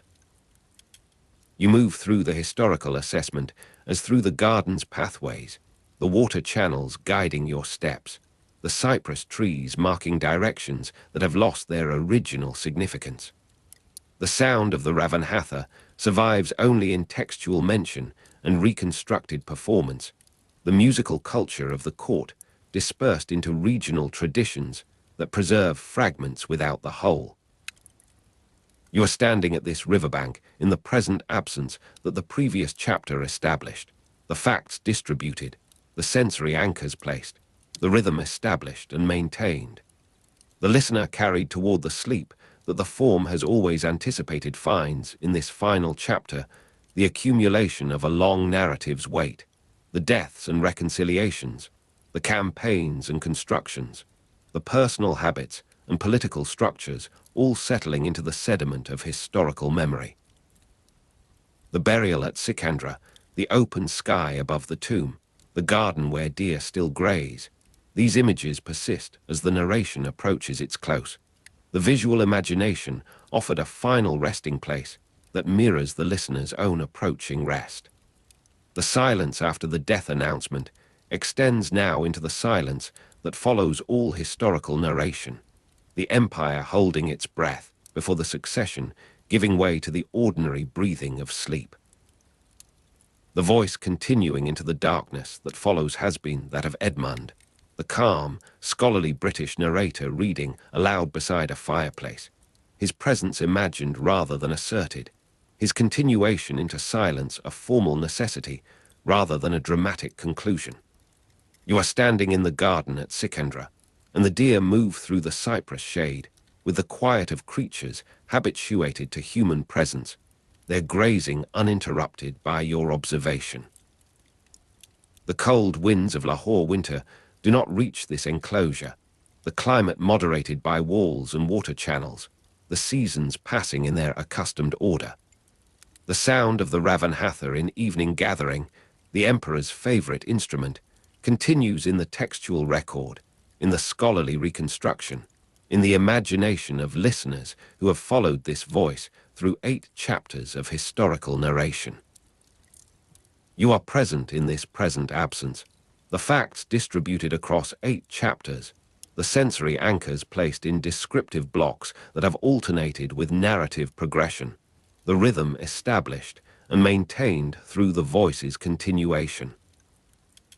The voice continues a moment longer, the final sentence extending its rhythm, the listener carried toward the sleep that has been the form's true destination from its beginning, the historical narration a vehicle for rest rather than knowledge, the calm, scholarly British tone a medium of transport rather than instruction, the darkness that follows not an ending but a continuation in another register, the sleep that renews without concluding, the voice that fades without ceasing, the historical subject that persists in the listener's dreaming as in the world's waking, Akbar, the emperor, the man who died on 27 October 1605 at Agra, aged 63, buried at Sikandra outside Agra, in mausoleum begun during his lifetime, his legacy distributed across the assessments that continue, his presence in this narration now complete, his release into the listeners rest the final act of a voice that has spoken through the night